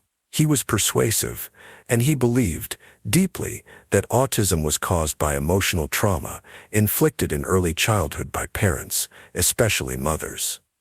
His claim was simple: children with autism weren't born that way. They withdrew because they felt rejected. Their minds shut down because their mothers didn't provide the right emotional warmth. The term he used was refrigerator mother. It stuck. What this theory did to families. Imagine being told that your child is distant, unresponsive, unable to connect, and that it's your fault. That was the message countless mothers received. Psychologists, social workers, and even pediatricians began to treat the mothers of autistic children as suspects. Interviews were cold, judgments were quick, and advice often amounted to fix yourself if you want to fix your child. Some mothers were told to keep their distance while the child underwent therapy. Others were excluded entirely, advised that their mere presence would prevent recovery. One famous case involved a woman whose son had been diagnosed with autism around age 3. She was a literature professor, reserved, thoughtful, devastated. Bettelheim himself told her that her academic interests and cool demeanor had suffocated her child's emotional development. He prescribed separation. The child was placed in institutional care. The mother was instructed to stay away for months. When the child's symptoms worsened, the mother was told, "That's how deep your damage goes." No one asked whether autism might be neurological, or whether removing a toddler from his mother might be inherently traumatizing. The theory came first, the facts bent to fit. The methods, indoctrination as therapy. In Bettelheim's orthogenic school and similar institutions, the treatment philosophy was based on undoing the supposed emotional damage. That meant removing the child from the family, especially from the mother, and placing them in a carefully controlled emotional environment.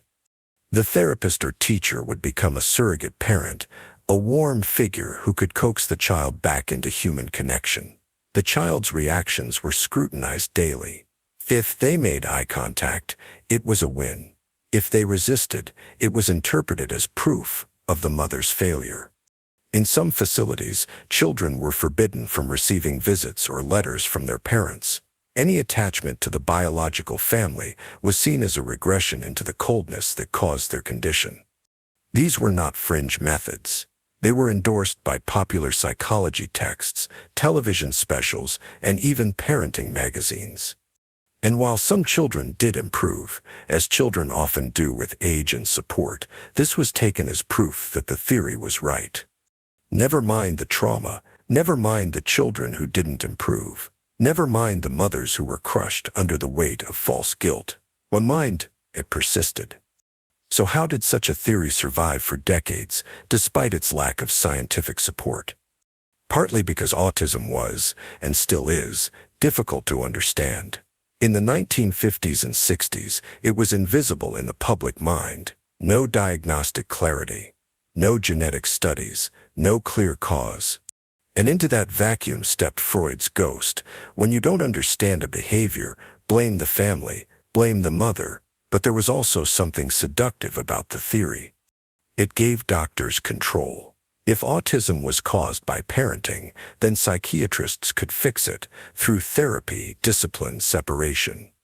It gave the public comfort. If autism was caused by coldness, then warm families were safe. And it gave a scapegoat to the system, a way to explain why certain children didn't fit. Science didn't protect these families. It condemned them under the guise of compassion. The fall of the theory and its lingering echoes. By the 1980s, the scientific consensus had shifted. Research began to demonstrate strong genetic and neurological components to autism. Twin studies showed high heritability. Brain imaging revealed structural and connectivity differences. The refrigerator mother theory was finally rejected by the medical establishment, but the damage was done.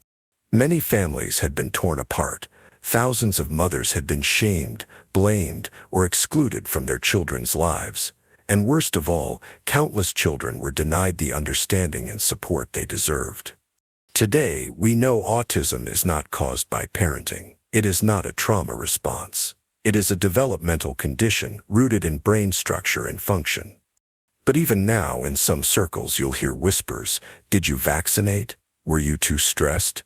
Did you hold him enough as a baby? The instinct to blame, especially to blame mothers, never fully disappears. And in that sense, the theory lives on. Why this was a forbidden theory? It wasn't forbidden because it was too radical. It was forbidden because it was wrong, and it was institutionalized. It became medical dogma without real proof. It silenced research. It punished families. It shaped decades of therapy, education, and public opinion. And when it was finally discredited, no one was held accountable. The term quietly vanished. The damage was swept into the archive. But behind every outdated theory is a question worth asking. Why was this so easy to believe? And how many other bad ideas still hide behind scientific language, waiting for someone to call them care?